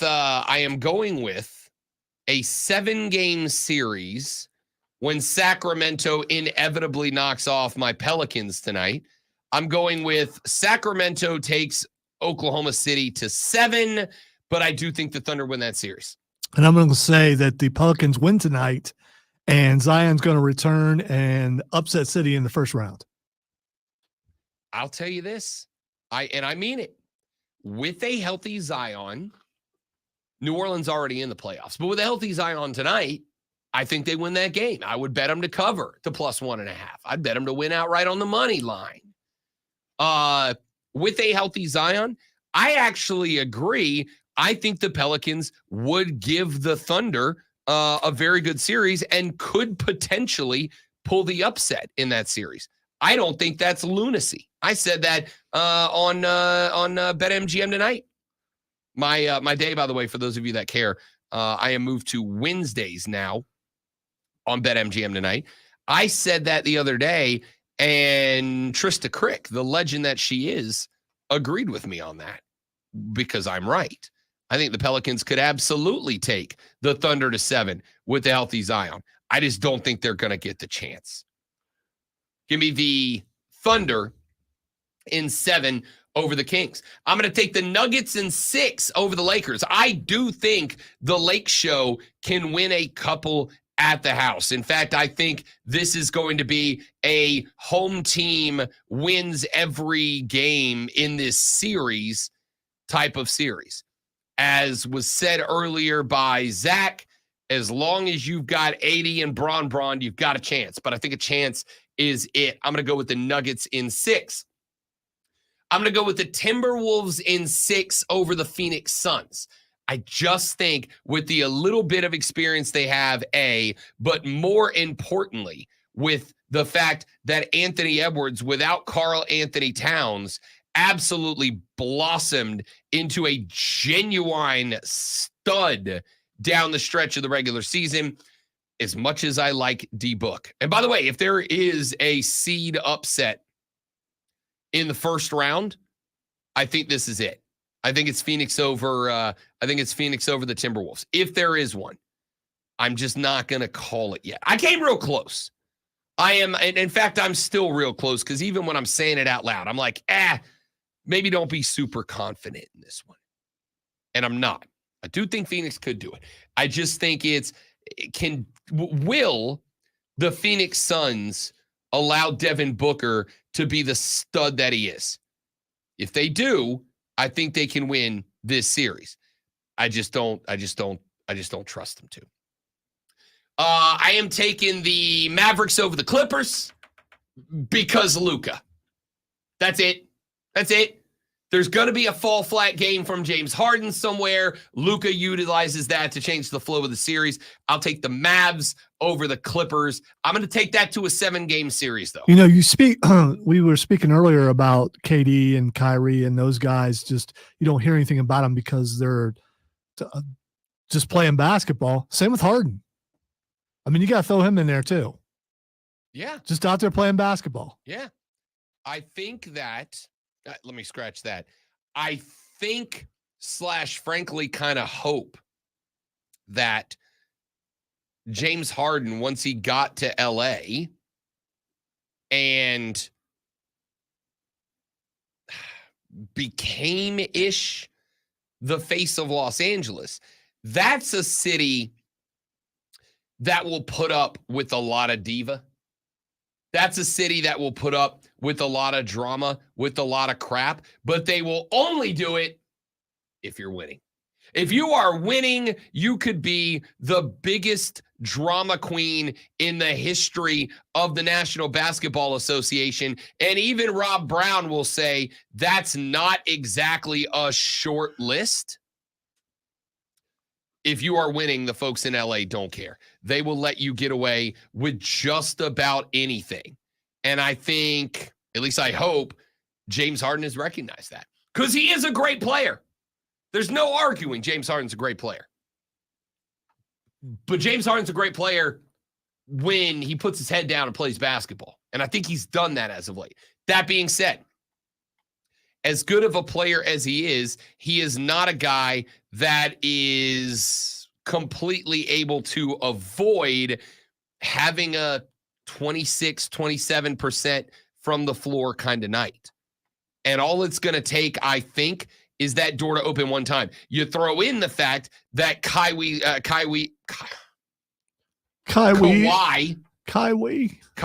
is who plays with Luka when he's mad that somebody had the audacity to put a globe in his office.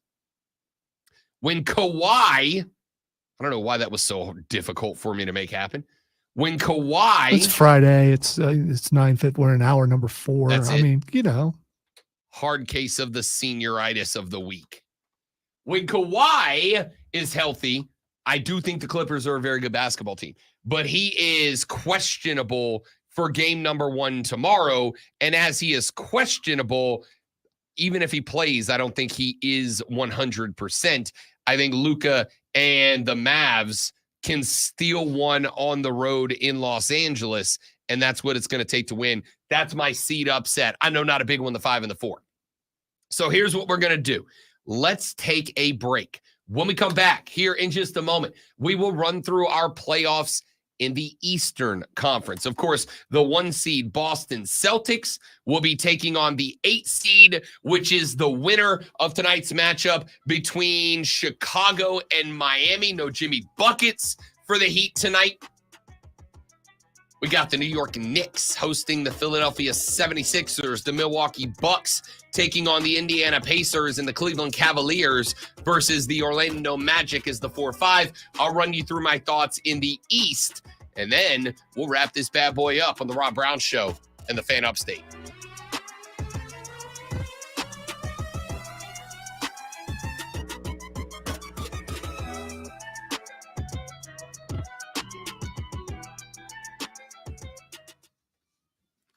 that's how it's supposed to work. We have to put music back. That's everything. At least you didn't say Kawhi multiple times. Oh, Kawhi, let's do it. Slight chance for afternoon shower Saturday after 70s, then rain likely on Sunday. I'm meteorologist Michael Carroll on the Fan Upstate. Right now, 70 degrees. And now, the Morning Sports Fan, powered by Ingles. Low prices, love the savings. Just a few days ago, we were all talking about Caitlin Clark in the WNBA. What was the conversation? Well, Caitlin Clark. Hey, guys, give me just a minute. I'll be right back.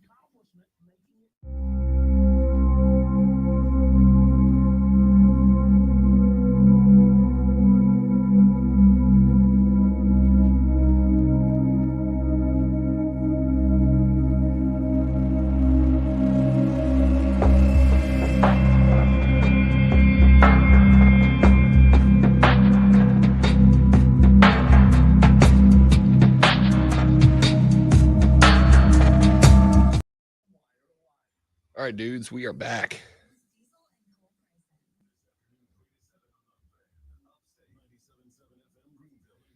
If you are enjoying the show, I know I ask usually at the end of the stream, but if you enjoy the show, if you enjoy spending your mornings with us, and we do appreciate it, and I mean that, share us around to your social media. We want to grow the show. We want more folks in here.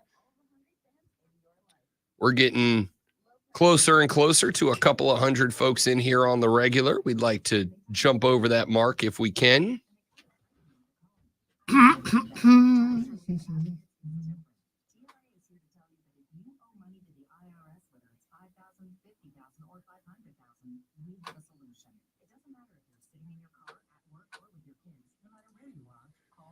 Is it weird that yesterday I watched like 10 minutes of calligraphy on YouTube? And now I kind of want to learn calligraphy. You I write a lot. But you find things that you want to try and you do them for a while, like like woodworking and other things like that. I've seen that. Yep. And it's cool to go, I might be interested in that, and then try it and find out if you are or not. Not everyone will do that. Some people will go, oh, that's cool. I wish I could do that. And then they'll move on. Courtney's pointed this out, and I was last year, actually, as a matter of fact, for the first time, I got my sneaky what's the word I'm looking for here? Suspicion confirmed that I am indeed ADHD. And I was told that is a major red flag for ADHD, as somebody who jumps into a billion hobbies and kind of tinkers with a lot of different stuff, but doesn't really hone in on one. Really, the There have been a few that have jumped out at me that like I'm committed to, like photography. I'm still doing photography on the reg. You went blurry, by the way.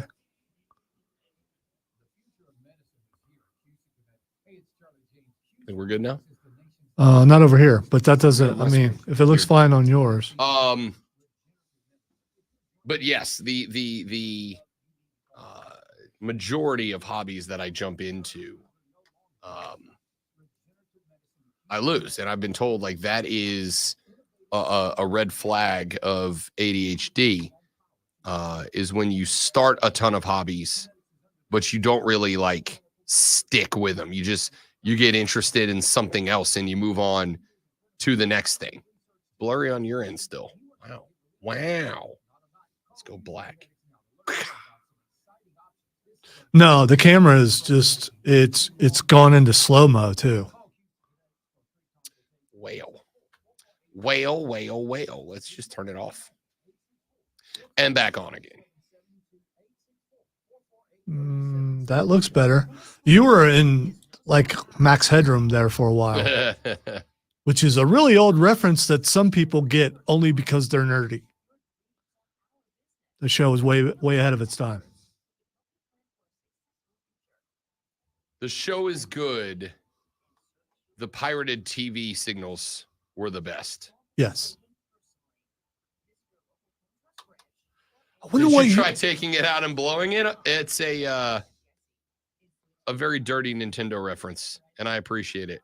Dirty by actual dirt is because that's why you would blow in there because of actual that's what I meant. Dirt. And it wasn't just Nintendo. I mean, Sega, Atari 2600, definitely back in the day.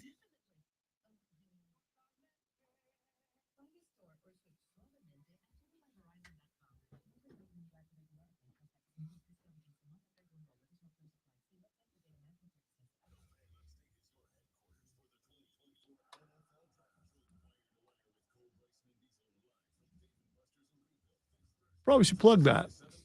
Probably should plug that.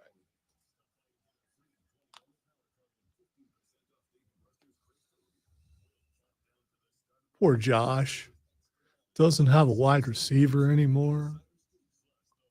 According to the stories that have been running all day, how is he going to survive? I don't know. It's a valid concern.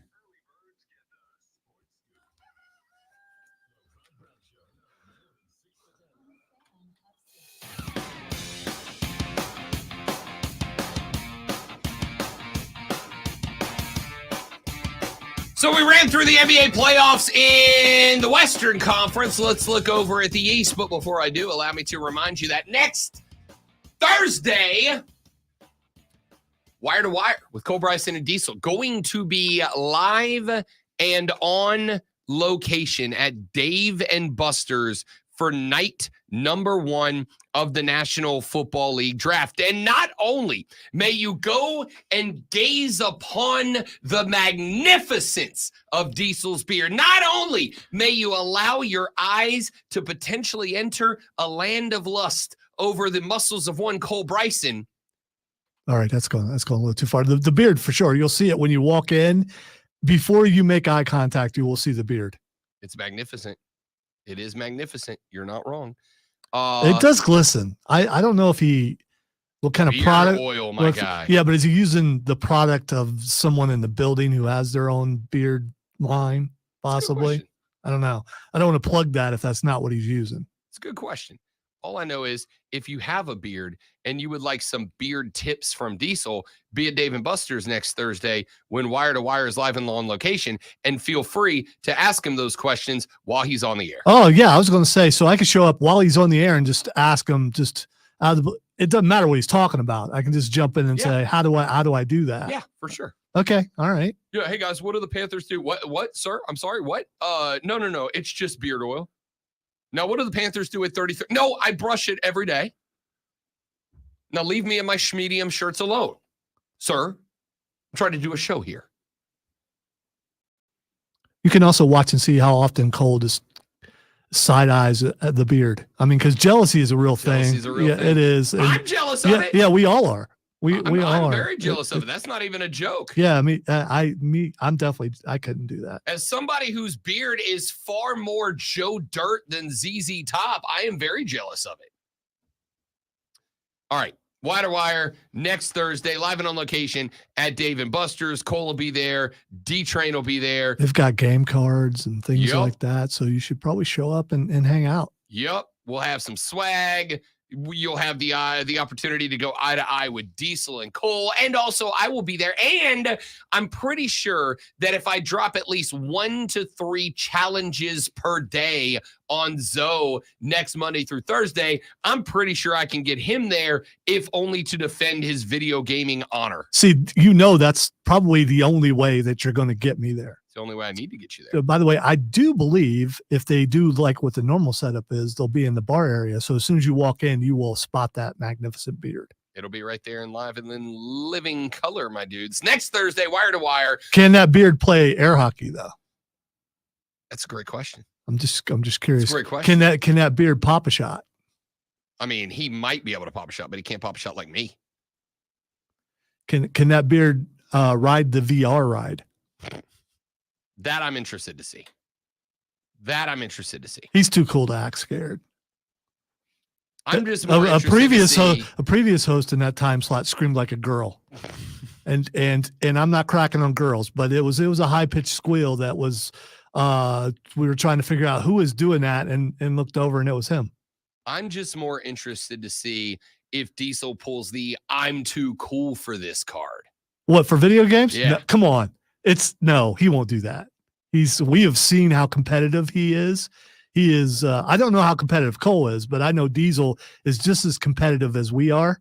If he gets challenged, he's going to have to step up. That's what he does. Well, if only you want to come find out, people. Next Thursday, Dave & Buster's, Wire to Wire with Cole and Diesel. I will be there, and I'm going to say plus 175 that Lonzo makes an appearance. We'll find out. Can I get in on that? It might be some insider trailer. Porter, you may not. Over in the East, we will find out the 8 seed tonight when the Miami Heat take on the Chicago Bulls. Without Jimmy Buckets, I actually don't know who wins this game. I'm actually back and forth on this game. There's part of me that goes, all right, Kobe White has turned into a dude for the Windy City Bulls. What'd he go, 41 in the play-in game, and yet they still lost. Kind of a bummer. But the Heat have been a very interesting playoff team the last couple of years, and the majority of that heavy lifting was done by Jimmy Butler. Of course, if you have not heard yet, Jimmy Buckets is out for this playoff game as he has a sprained MCL, so he is unavailable. And if the Heat were to win tonight and make it to the next level, he would not be available for their first round series against the Boston Celtics. Let me make this one very quick. It doesn't matter who wins tonight. If Jimmy Buckets is unavailable, the Boston Celtics are going to sweep round number 1. And I don't think that's a question mark. I think that's a statement. I don't think it's a prediction. I think it's a spoiler alert. It is not the first round that I question when the inevitable collapse of the Boston Celtics comes. It's going to come. It's not an if, it's a when. But the answer to win, in my opinion, is not round number 1. We will find out. You've got in the 2-7 slot, the New York Knicks taking on the Philadelphia 76ers. Joel Embiid looked like he was still battling some ring rust in the play-in game against Miami. And even with Embiid looking a little bit winded throughout that game, Philly still got it done. Now, Philly did still get it done against a team that had a hurt Jimmy Butler playing.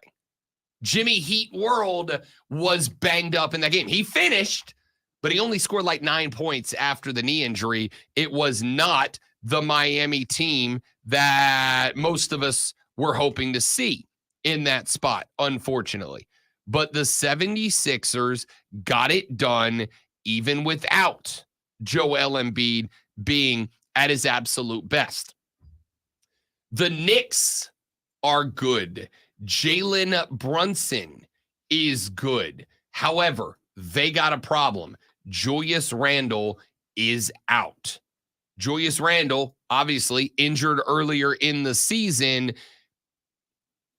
The key to beating Philly, in my opinion, is not stop Joel Embiid.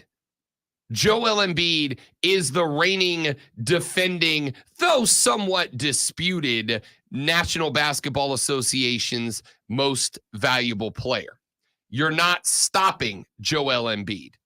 What I need is somebody who doesn't make it easy on Joel Embiid. And I don't think the Knicks have that. It's a good Knicks team. It's the best Knicks team that they've had in a while. It's a Knicks team that if Julius Randle was available, I would say this is a good series.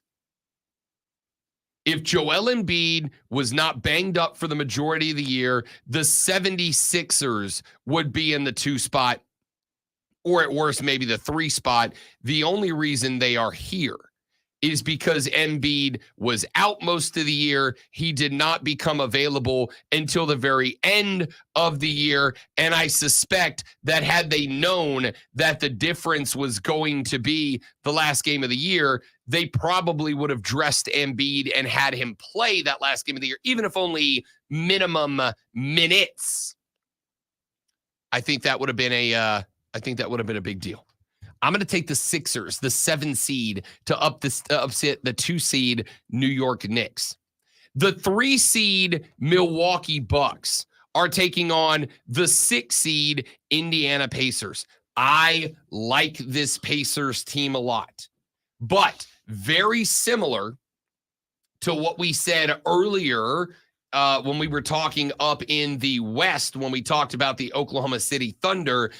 The Pacers have not been here. They have not done it, at least not in the way, not the superstars, in the way that the Bucks have. Giannis Antetokounmpo is an NBA champ. He's done it.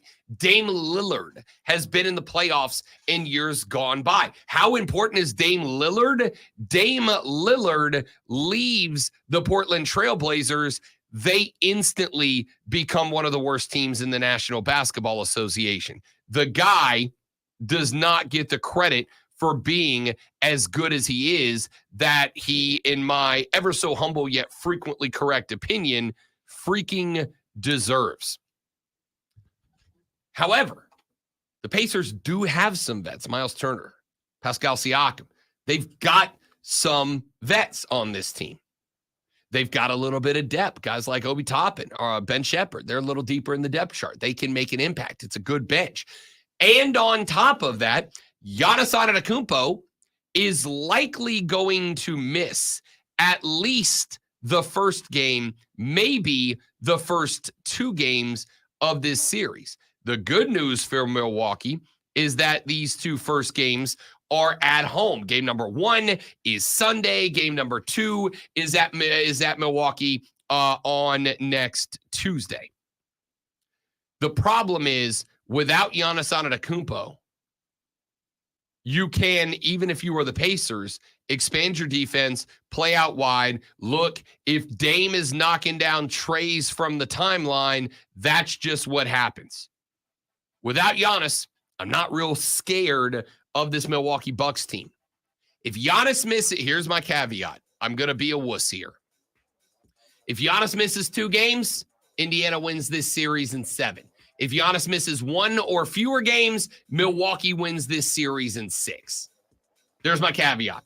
And finally, Cleveland versus Orlando. All due respect to the Cavs, the Orlando Magic are just fast, energetic, and I think that pace is going to carry them. I've got the 5 seed going over in both series, the West and the East. Give me the Magi over the Cavaliers in round 1. There's your NBA playoff preview. When we come back, we will make our championship predictions, and then we ask what the X is going on, and then we all go home for the week. It's the Rob Brown Show. It is the Fan Upstate.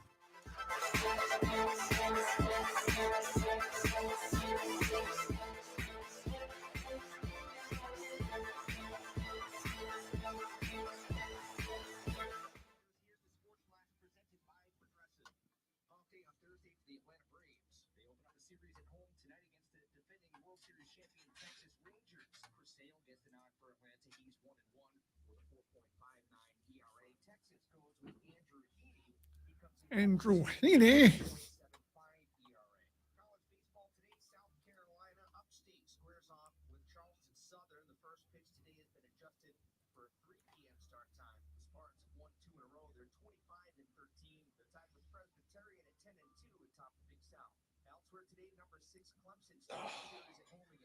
Excuse me.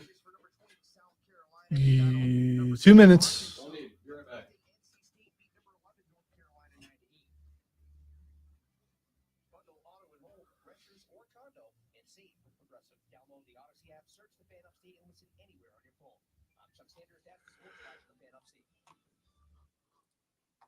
Have you ever dug a hole so deep you found your neighbor's secret stash? Turns out my neighbors were hiding a garden gnome collection that's weirder than my last Tinder date. But yeah, I heard there are all kinds of treasures and mysteries you can discover by simply digging in your backyard. So far, all I found is a worm with an attitude problem. While we all like a good punchline, let's avoid punched lines when dealing with our sense of utilities. Remember to contact 811 before you dig. Sponsored by South Carolina 811 in cooperation with South Carolina Broadcasters Association and this station. Look around. You can find cars like these on Auto Trader, like that car riding your tail. Or if you're tailgating right now, all those cars doubling as kitchens and living rooms are on Auto Trader too. Are you working out and listening to this ad at the same time? Well, multitasking pro, cars like the ones in the gym parking lot are for sale on Auto Trader. New cars, used cars, electric cars, maybe even flying cars. Okay, no flying cars, but as soon as they get invented, they'll be on Auto Trader. Just you wait. Auto Trader. Lowe's knows pros need the right tool for every job. In-store selection of Klein tools anywhere. Find new items launching exclusively at Lowe's, like the self-leveling laser level for just $159.98. Plus, shop the Correct, James. I didn't even need to mention Doc Rivers. I didn't understand that higher then. I don't understand it now. Doc Rivers has consistently throughout his career done less with more than any other coach that keeps getting jobs.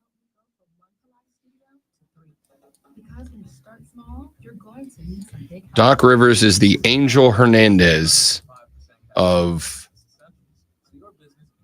NBA coaches. The yesterday afternoon, I did something around the house, and the fiance called me the Angel Hernandez of doing that thing. Ooh. And I was like, you're a jerk. She's like, I saw a TikTok earlier where some girl was like, if you really want to upset your boyfriend, call him the Angel Hernandez of anything. And I was like, yeah, no, it works. And you're a bad person. So is she.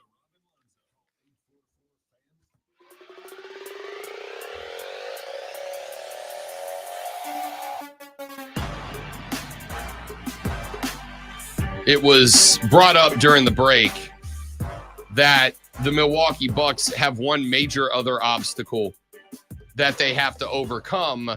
It's the fact that for some reason, a reason that to this day, I cannot give you a reason for it. Doc Rivers is the coach of that team. And as James said in the stream, which you can watch at facebook.com/thefanupstate, twitter.com/thefanupstate, on YouTube by searching and subscribing to the Rob Brown Show or the Fan Upstate, Doc Rivers is the coach of the Bucks. And if Doc Rivers is your coach, I'm betting against you. Sorry. That's just what it is. I didn't understand the hire when it got made. I don't understand the hire now, unless Giannis Antetokounmpo himself came to you and said, I'm not playing unless Doc Rivers is my coach. Then I don't know why you brought that guy in. And just so we're clear, if Giannis Antetokounmpo came in and said, I'm not playing without Doc Rivers, if I was in charge of that program, I'd be like, well, then you're out too, bud. Because clearly, Giannis Antetokounmpo, NBA champion, you don't know ball. Because Doc Rivers has done less with more than any other NBA coach who keeps getting jobs. I don't know how. I don't know why. All right. He's the Angel Hernandez of NBA coaches. It's just miss after miss after miss with this guy. You put together a pair of absolute NBA icons in Giannis Antetokounmpo and Dame Lillard. That alone should have you in the mix for an NBA World Championship. And you decide that the best chance you have to get that NBA championship is Doc Rivers. I believe the kids say, cool story, bro. Cool story. I agree with you, James. If Doc Rivers is leading this team into battle, I will go ahead and fly the white flag immediately. It's unreasonable, is what it is.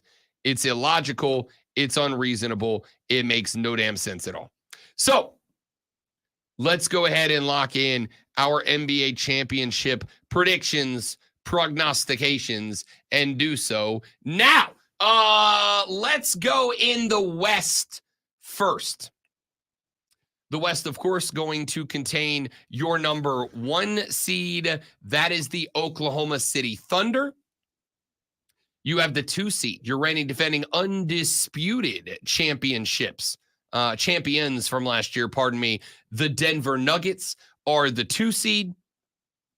In the 3 seed spot, the Minnesota Timberwolves, the Clippers 4, the Mavericks 5, in the 6 seed, the Phoenix Suns, your play-in 7 seed, the Los Angeles Lakers, your 8 seed, inevitably the Sacramento Kings. They will go 1-5 against my New Orleans Pelicans this year. Unfortunately, the 5 is the only one that is going to matter, as they will win their play-in tournament game tonight and make their way to the NBA title picture. Lonzo, do you have a lean in the West? Denver. Yeah, I think that's got to be it. I have said, I keep saying, I will say one more time again, I get the vibe Denver's just been Why do people not want to go chalk? I mean, there's a reason why a team is ranked number 1, because they're pretty good. Or in this case, 2. But still, I mean, the top-ranked teams are there because they're pretty good. There are 2 reasons to me. The first is that the NBA playoffs are a different animal than the NBA's regular season. It's just different basketball. It's the same game, but there's a different level of, immediacy, urgency in the playoffs, that not that it doesn't exist in the regular season. I just don't think it's quite as prevalent in the regular season. And some teams definitely not looking at you, Boston. Some teams for one reason or the next, they just don't have that next gear. Boston's done it, 3 years in a row? They've been a favorite out of the East, and 3 years in a row, when it came gut check time, they folded up like a cheap lawn chair. And I think that the fear is, for a lot of these teams, you don't sense that they smell the blood in the water and have that finality to them, that extra gear that you need to hit if you want to become NBA champions. And I think that scares some people off. The second reason I think people don't love to go chalk in a situation like this is, aside from the NBA playoffs just being absolute chaos, I think that there are other variables that come into play. I've told you my big one already. My big one already is inexperience in the playoffs. I don't always feel, I really rarely feel this way. I don't ordinarily lean on this when it comes to the NFL playoffs. I don't regularly lean on this when it comes to Major League Baseball. I cite to you example A, the Arizona Diamondbacks from last year. But in the NBA, for some reason, inexperience bites a lot of teams squarely on the backside. I also think when it comes to Denver going chalk, because I've seen a lot more people, and it's not entirely going chalk because they're not the 1 seed, but obviously the race for the 1 seed in the West was stupid close down to the last day of the regular season. I think people saw what the Nuggets did last year in the playoffs, where they pretty much just thrashed everybody for the most part. And they didn't do that in the regular season. And if you didn't watch this team in the regular season, or you didn't watch this team in the playoffs last year, if you didn't watch this team in the regular season last year, I think you could get the vibe of, oh, they lost their edge. They were destroying everybody last year. And this year, they've been in dogfights all season. They've lost whatever it was that made them last year. And again, I don't think that's true. I think this team has kind of adopted the personality of their superstar, Nikola Jokic, a guy that feels like he has the urgency of molasses dripping out of a bottle. But he just wins. He just wins. And I get the vibe that's what Denver's going to do here. I think I'm gonna join you on that line. Great one. I think I'm gonna join with you on Denver. I don't see anybody, with the exception of Joel Embiid, who they would not meet until the NBA Finals. I don't see anybody in the West that can go toe to toe. I have a couple of maybes. Like maybe if Zion's fully healthy and he's the 40-point-a-game version we got against the Lakers in the play-in game, maybe that Pelican squad could shoot well enough from the outside, and it's a vicious defensive team. They could take the X factor of a Jamal Murray out of the equation. But the best I can do is a maybe. Who else in the West do you think has it in them to stop every facet of the Denver offense? I don't see one. It's not the Suns. Maybe the Timberwolves with the 1-2 punch of Cat and Anthony. Maybe the Timberwolves. But I think Denver's still a better team than that. That's why they're the 2 seed. I'm going to agree. What about out of the East? You got Boston as a 1 seed, Knicks 2, Bucks 3, Cavs 4, Magic 5, Pacers 6, 76ers 7, and the winner of tonight's Bulls-Heat matchup is the 8. Who you got out of the East? I want to say Cavs. I'm not going to, but I want to, just because the Ohio in me is still in me. But I'm going to go with Boston. I don't think they're going to win the entire thing. I think Denver is. But I think Boston makes it out of the East. They finally get where they want to. They just won't have the results they want when they get there. Ryan Horvat feels that way. Trista Crick feels that way. Nick Ashush feels that way.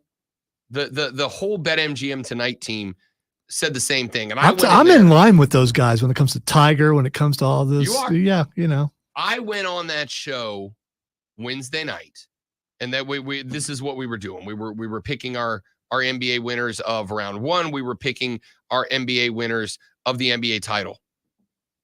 And I said, I don't think it's Boston. And they said, why?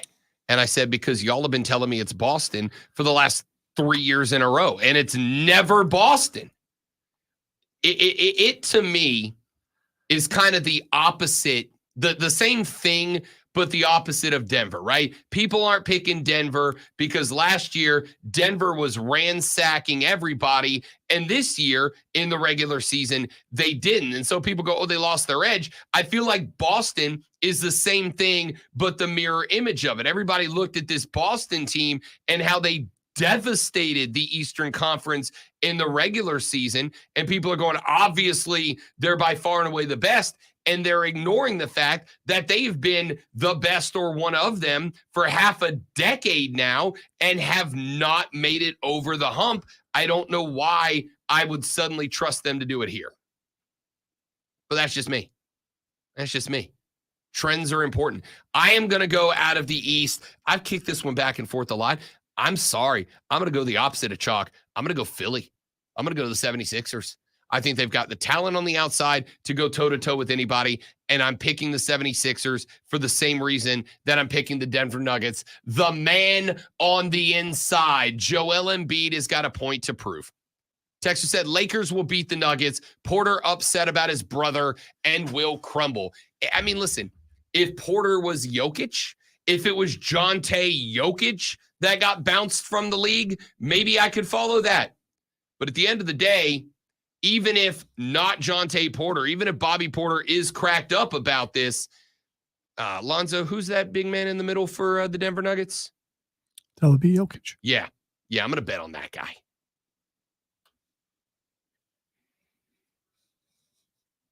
You didn't pick your overall winner. I just, we got time. I mean, I know we do, but it's more fun to lock it in. Denver over Philly in 7. Yep. I got Denver over the Celtics in a sweep. All right. The first thing that's Xing is double album. So we knew that Tay-Tay was going to be dropping a new album today. We knew it was, what was it called? The Dead Poets Society? Tortured Poets Department. I'm making a joke.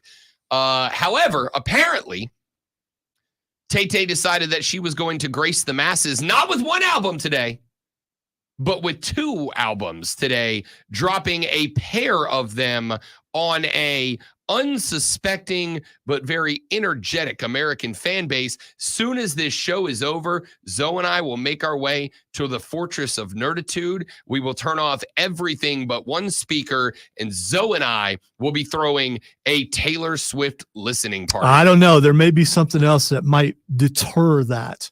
The next thing is Xing is Pearl Jam. I'm going to get myself in trouble. Not a big fan. Okay, Pearl Jam just dropped a new album too. I listened to it. Yeah. I'm not anti Pearl Jam. So you don't like them because of their politics? No, has nothing to do with the politics. I can tell you right now, I don't know. I don't even know what Pearl Jam's politics are. Okay? You would enjoy it. I don't know. Yeah. I don't care.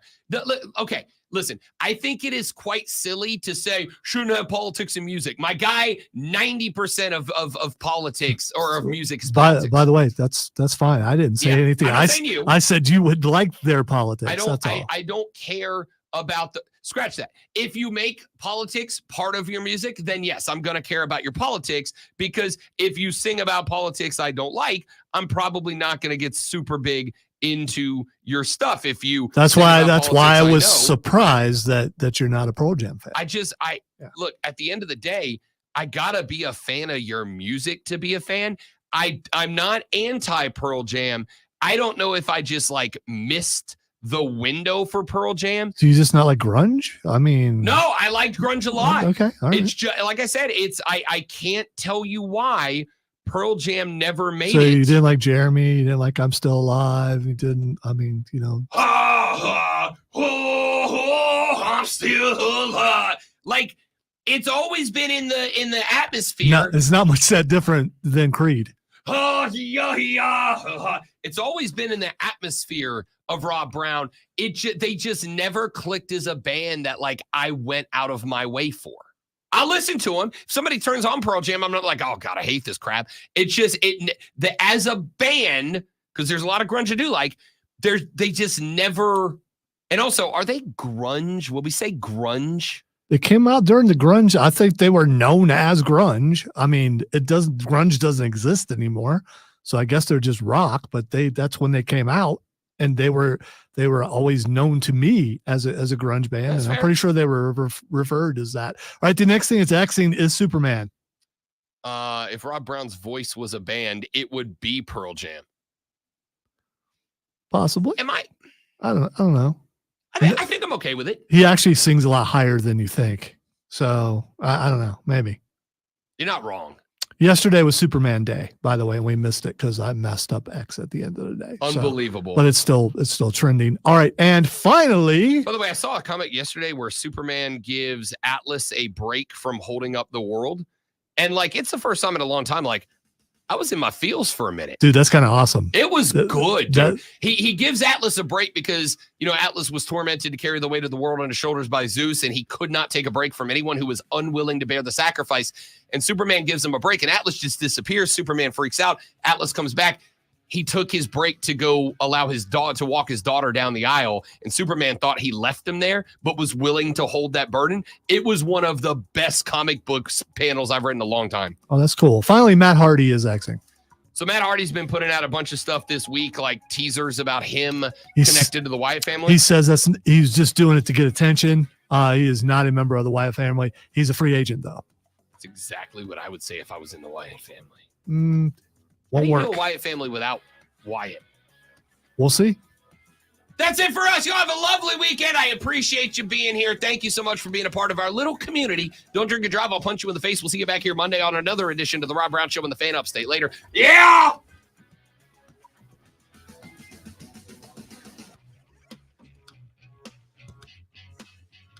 Who knows? Maybe he got a cease and desist from Yeah. WWE. But So if you leave, all right, like let's say you're Matt Hardy and you did all this stuff with Bray Wyatt and you leave because it is you, do you have the rights to use that stuff? I don't know. Right? I don't Like, know. for instance- But he's using actual video Yeah. from it. So I That's what don't I'm know. saying. Because like Which makes you think that WWE is okay with Right. it. Like I broadcast on this network, on this station. They pay me. I'm an employee here. I pull audio that I do on this show and on this station. I pull audio and am allowed to use it elsewhere, right? Like I can take my work here and I can play it on other stations. I can put it on demo reels and send it out. I Well, can use it. to a certain degree. I mean, if they're a competitor, then you're probably Well, yeah, like I can't go to a direct you competitor. can go national for sure. Right. Yeah. Like if I got called tomorrow by whoever and they said, "Hey, we want your take on this," I could pull the take that I had on the air about it, send it to them and go, you can just use this, right? It is Matt Hardy in those videos. Does that give Matt Hardy the right to use those videos? That's it. I've never.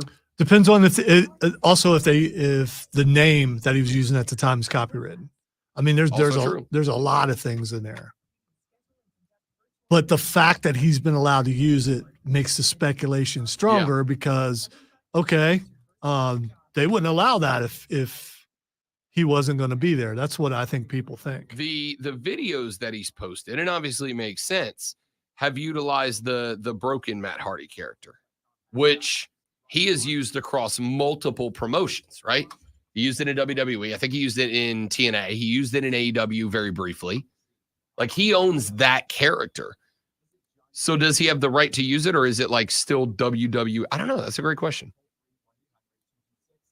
I think it's more about the fact that he's actually using Bray Wyatt clips. It's just, I don't know. Thanks for another good week. Oh, it's our pleasure, man. It's quite literally our job. You guys are the best. Wesley, thank you very much, man. It means the world to me. What machine did you think they were raging against? The Decepticons? The washing machine. A new trailer out for the Transformers 1. Yeah, I saw that earlier. It's pretty good. Saw that earlier. I'm going to watch that when we get done. I got a meeting at 11, and I will be going to watch that trailer before I leave for it. Also, Jaden Rashad is in the transfer portal. We all remember Jaden Rashad. I meant to talk about this on the air. I kind of blew that. Hang on, new promo.